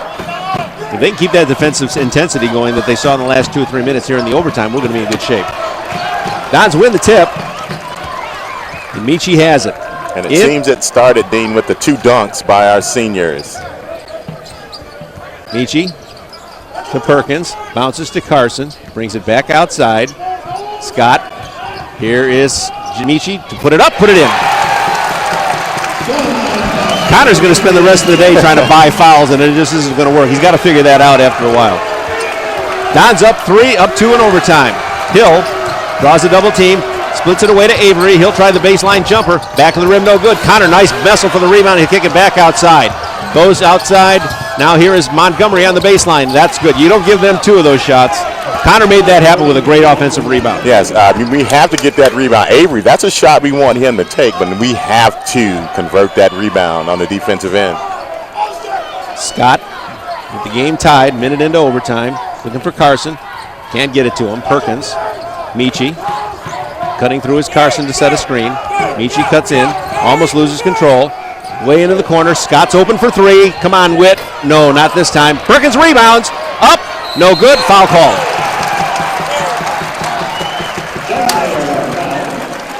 Well, we can't ask for a better shot than that, Dean. No. DeWitt Scott spotted up wide open. No, you'd like to go to war with that one. Great job by Perkins getting that offensive rebound. Dons have not. He's hit every three they've had, and he's 4 of 12. Dons are 4 of 22 back of the arc. Wow. That's not been there today. Here's Perkins trying to get the double figures, and the Dons in front. Number one is good. Great. And to the Dons' credit, Dean, they have scratched and clawed and found ways, unconventional ways, to stay in this basketball game. And at this point in overtime, up one with an opportunity for two. Perkins spins it, takes the look, puts it up. No good. Rebound out of there by Connor. And it's a one-point game for the Dons, but it's the Jags who have the ball. Connor leaves the screen, and we have a whistle, and they're going to get Scott for the foul. Actually, it's probably Burrow, and that'll be 4. Yeah, oh, they got 4 him. on him. Yeah, they do have him. Could have gone either way. Yes. So, well, to my mind, I thought Connor was the guy that got bumped. Look who's at the line. Mr. 7 of 7.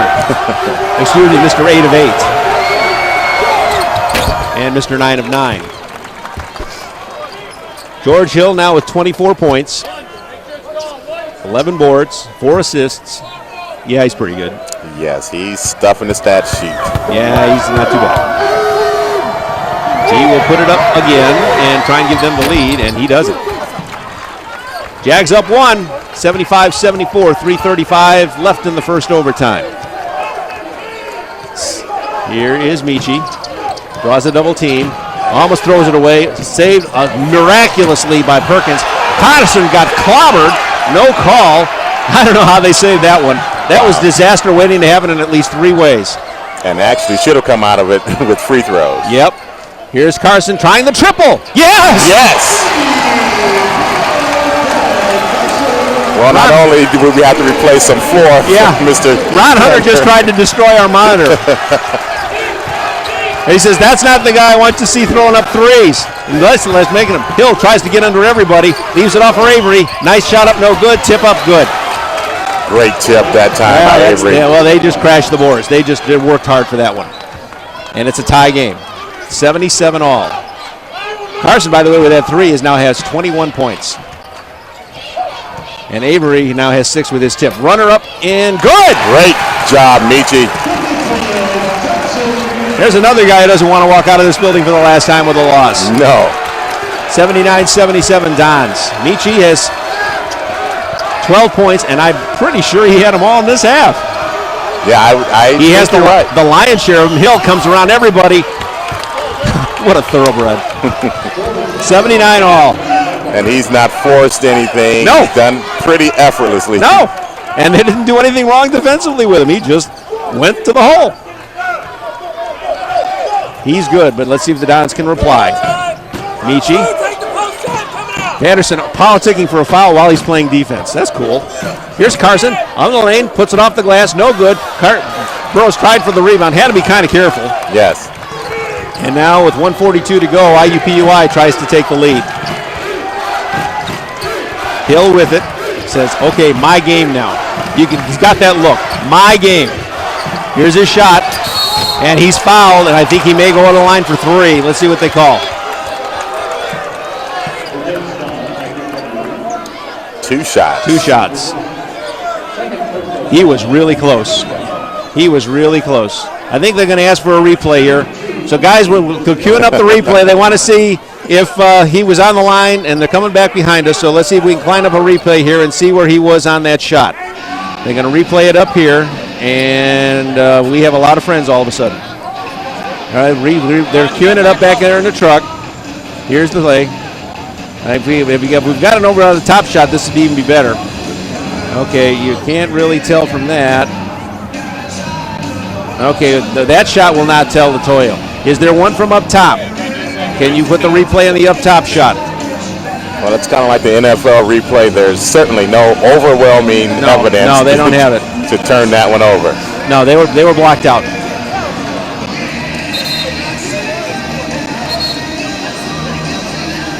Okay. Apparently they cannot replay. The only replays we can get are underneath, so that's not something we can take another look at. Yep, Top Shot would have told it. Yes. It could, and from our vantage point, we were kind of blocked out too, so you really couldn't tell either. But, you know, the way with Hill at the free throw line is money in the bank anyway. He is 10 of 10 there today. And now they have the lead. And he has 28. Had 34 the first time out. He's had a bulk of these in the second half, too. Yes. Second one. And he's got it. And the Dons are down 2. Minute 29 to go in the first overtime. And we've said this a number of times, Dean, but once again, a crucial possession for the Dons. Michi on the baseline, cut off there, nice defense. Now he comes again once more time. Perkins inside, Carson has a dance. He's going to drive back Connor down. Moves Connor in, puts it up, and no good. Rebound Carson, kicks it back outside, and he's fouled. And who are they going to get? I believe Connor. Yep. Connor looks like he's lost his best friend every time they get a foul called on him. And great job that time by Carson going after not so great of a shot that he took. He redeemed himself with the effort. He has 21 points, double his average, and now he has 22, and that is exactly double his average, and the Dons are within 1. He's just been coming on like gangbusters lately, Dean, and playing tremendous basketball for the Dons. Charlie, they were looking forward to getting him back from the beginning of the season. They knew he could do all these things, and he has just tied the game. And he's hit a bunch of free throws in a row now after struggling. Well, here comes Thiel. Everybody on their feet again. Somehow you got to get the ball where he doesn't take the shot you want. He got hit there. Kicks back outside. Patterson tries the long bomb, and he kills him again with another three. Unbelievable. This guy has hit 5 of 9 back there. He has 25. Here's Michi. Here's Perkins. He's going to try, and it's blocked. He gets it back. And the punt is batted away. Montgomery's going to get it. He stays it inside, and they're going to kick it back outside, and they're going to take some clock down, and they can take it all down. And we have a foul. Well, Patterson has 25. Hill has 29. And those are the guys that have done it in the overtime. Yes.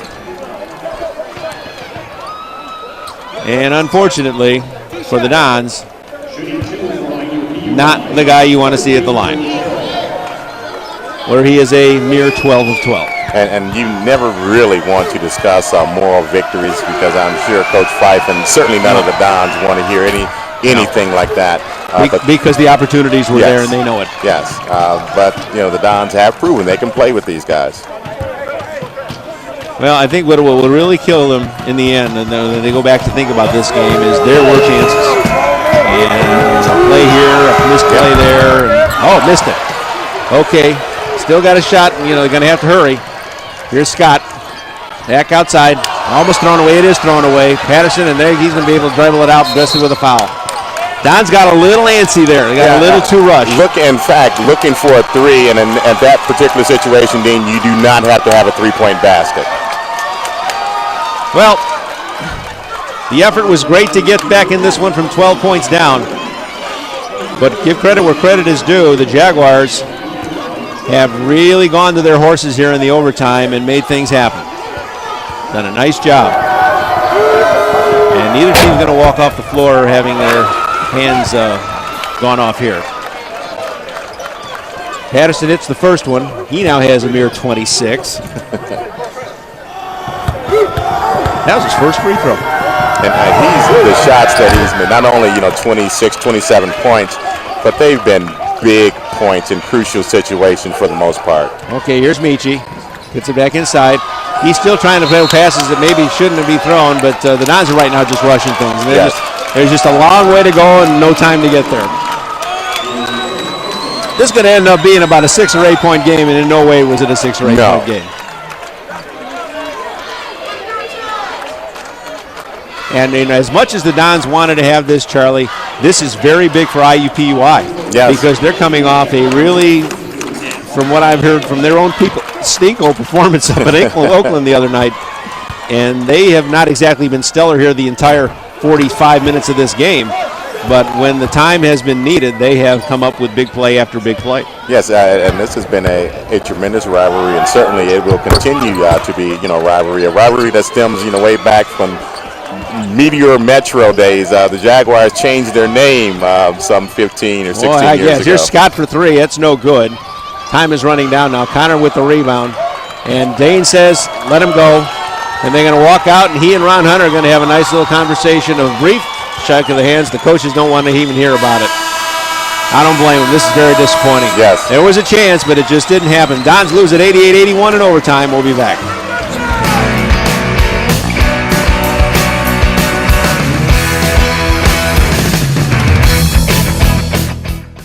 That book was all right. You know, if she continues to spill product at a rate of 3 per hour, unit cost, say 60 cents.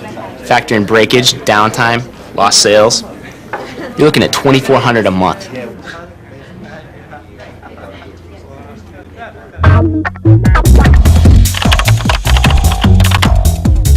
Indiana University, Purdue University, Fort Wayne. One university, two great names. The power's out, but you've planned ahead and your food safety plan is on. You've stocked up on shelf-stable foods and a can opener in case you're in the dark for a while. You don't open the fridge, foods there will be safe for up to 4 hours if the door stays closed. You keep the freezer shut too, and you've kept it full. A full freezer will keep food frozen for about 2 days. A half-full freezer, about 1 day.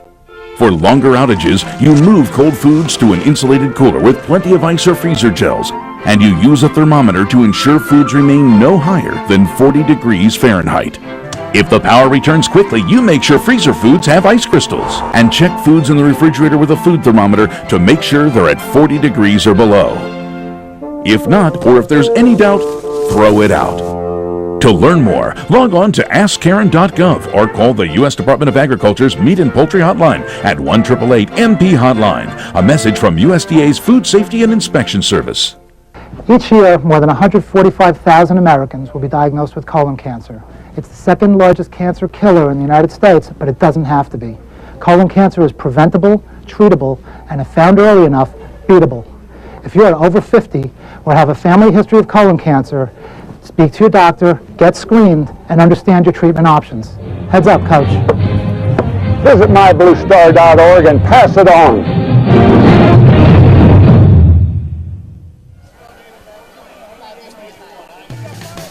88-81 is our final. IUPUI beats IPFW in overtime. The Dons overcoming a 12-point deficit in the second half and forcing the overtime.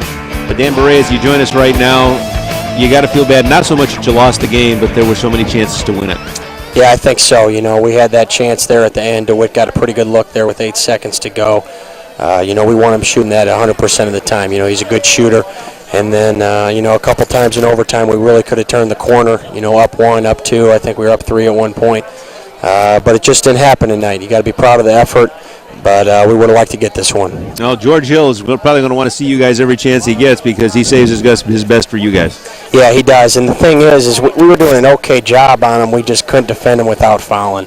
They set that high ball screen, and a couple times our bigs were late rotating up, and that caused some things going to the basket. That puts us in a pretty vulnerable position, and that forced us to foul him. And as you can see, he's a preseason all-conference player of the year, and he's going to knock down his free throws. Well, the thing is, for as good as he was, to my mind, Patterson is the guy that kept him in the game because he was hitting so many big shots, and he hit another big one toward the end, and Hill was very big in the overtime. But without Patterson, you win this, and they win it in regulation. No question. Patterson had some huge threes down the stretch. I think it was 2 or 3 weeks ago when he set a record. Not sure in the conference, but he set an IUPUI record, hit 11 threes in a game. So we knew he was a shooter, and that's what we had on the scouting report. It's just a natural tendency for a guard to want to help when another guard is being penetrated. And that's what Chris Perkins did on that last 3, and a couple other times we left him and we went to that 1-3-1 zone. But we can't let Patterson have those open looks. Well, and it's in each case when you play these guys each time, there's been little lulls in each half that have gotten you. They got him again. These things are going to happen. The positives, though, the kids had resilience. They kept coming back. When you told them what they needed to do, they made some adjustments. you got to go into these last two on the road, taking some of that, saying, guys, this is what we can do. And you're going to go back and look at the tape and find the good points and say, this is what we can do, and we need to keep doing it all the time. That's right. We've proved we can play with the best in the conference. We know we can beat Oakland. We were right there with Oral Roberts at our place, and now we're right here with IUPUI. So I think that's good to go into the conference tournament with that. But we got 2 games left on the road versus UMKC and Southern Utah, and those are going to be crucial for seeding. I don't know what Oakland's going to do tonight versus Western Illinois, but we're neck and neck with Oakland for that 3 seed. So we got to go get 2 ball games on the road, and that's been something that's been a struggle for us, but we've won 2 out of our last 3 road games, and I think that's what we need to take going into these last 2 ball games. Well, you got long trips to take. Good luck on them, and then on to Tulsa and see what happens there. Dan, thanks a lot. Okay, thanks, Dean. Appreciate it. Dan Beret, assistant coach of the IPFW Mastodons, back with more on our post-game show after this.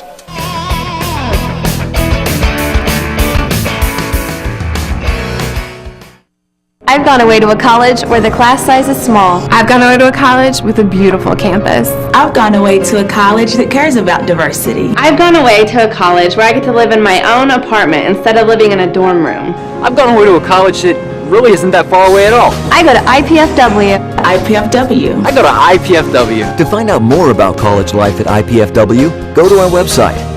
Indiana University, Purdue University, Fort Wayne. One university, 2 great names. When it comes to dogs, cats, and kids, sharing just comes naturally. They share their toys, their beds, even their favorite snacks. But pets and people can share other things as well, like disease. Zoonotic diseases are illnesses that can be transmitted from animals to humans, like leptospirosis, or diseases that affect both people and pets, like Lyme disease. Fortunately, you can help reduce the risk by visiting your veterinarian. Your veterinarian can help protect against zoonotic disease and potentially harmful parasites. Most important, a wellness exam from your veterinarian twice a year can help detect, treat, or prevent health problems before they become serious. So share affection, not illness, and ask your veterinarian about zoonotic disease protection for all your loved ones. A message from the American Veterinary Medical Association and your local veterinarians. Pizza! I must eat. Wait, what is this? Capsicum anum? Agaricus bisporus? Allium cepa? Can we eat this? Peppers, mushrooms, and onions. Eat your pizza, man. Honey. Indiana University, Purdue University, Fort Wayne. One university, 2 great names. As they file out of the Coliseum with the Dons losing in overtime 88-81 to IUPUI, Dean Fantastic, Charles Washington here. And Charlie, I know it's a tough thing to take, but they've got to get it done in the next 5 days. Not so much on the X's and O's, but in the heads. Yes. To get this back. This game, the mental aspect of this game was paramount. And as we stated a little earlier, no moral victories. We do not want, hey, we can play with these. We know now we can play with these guys. We had an opportunity to win this basketball game, and we let it get away. As we see some highlights here. There's Scott with hitting one of his threes, and then Perkins on a jumper. The Dons outscored them by 7 in the second half. There's a nice one of the big trigger dunks, and here's the other one by Michi, where the Dons came back from that 12-point deficit and got it back even and had chances to win it in the regulation time and could not get it done. This is a great effort by Carson. And how that fell, I don't know. But there was a number of those shots that actually did work for the Dons late on, but it just wasn't happening all the time. There's the real villain. Hill got 30, but that Patterson. Yes. Especially in the regulation time, they couldn't find a way to get the ball out of his hands. And daggers. And even when they defended him, it was okay. Yes. It was a 3 there by Scott. He was the only guy to hit a 3 until Carson hit that late one that gave the Dons a chance in the overtime. And some really great moves here. Perkins getting it stripped away. A nice play inside by Keno to get that ball in there. And he had 13 points today. And then here's Mr. Patterson. What a shooter. I mean, how do you defend that? You're right there. Yeah, and Perkins, had a height advantage. And then we should have one by Montgomery. And, by the way, he had 17. So you had 3 guys there just making things happen. And then the drop down in low. This was the great individual effort by Avery on the tip. Yes. That probably was as big a play as you were going to see in there. Yes. And then here's the runner by Michi. And then, unfortunately, they hit some shots. this guy specifically in the overtime, Mr. Hill. Yes. And then it came to pretty much to the free throw situation, and the Dons were forced to foul. They hit the free throws, and that was all she wrote. Here's the numbers for the day. Jags hit 53.7% from the field. Dons hit a little over 49. Don's a mere 5 of 25 back of the arc. They'd hit a few more of those, they'd have been okay. Yeah, 9 for 20. That's not too bad. You know, then there you go with the other there. Rebounds all even at 31. Free throws, they were both very good. The Dons had the edge in the playmaking, and the steals were pretty even. But Dons put 5 guys in double figures. They had 3, but their 3 really totaled up to some really serious numbers, because you got Hill with 30. And Patterson with 27 and Montgomery with 17. That was all their guys. But those were the guys that were hurting the Dons. And it wasn't that they weren't getting out to defend them. They were just flat out hitting shots. Carson had 23 to lead the Dons. Scott with 19 in his final game as a Don at Memorial Coliseum. Burroughs likewise in his final game with 13. And we had some other guys. Demetrius Johnson had 12. And Perkins had 10. So Don's got the job done. It just didn't total up to enough because they had 2 thoroughbreds out there that were hitting shots. Well, they were open when they weren't open, and anywhere in between. The intensity, and you can never get it back, Dean, but the intensity that we lacked in that first half pretty much got us into a hole that, play here or there. We could have dug ourselves out, but we just did not get it done. The coaching staff has a big job right now keeping those guys mentally ready to move on and getting this behind us. Hey, guys, it happened. We played hard. We didn't get it done, but we have to move on and look forward. Which they will now do as they now head out west. They will play at Missouri, Kansas City on Thursday, at Southern Utah on Saturday, and then on to Tulsa and see just what happens there, what kind of seed that they will be, and where they will be able to proceed and extend the season how long they can. He is Charles Washington. I'm Dean Pantazzi. We appreciate you joining us. 88-81 IUPUI over IPFW in overtime. Thanks for joining us.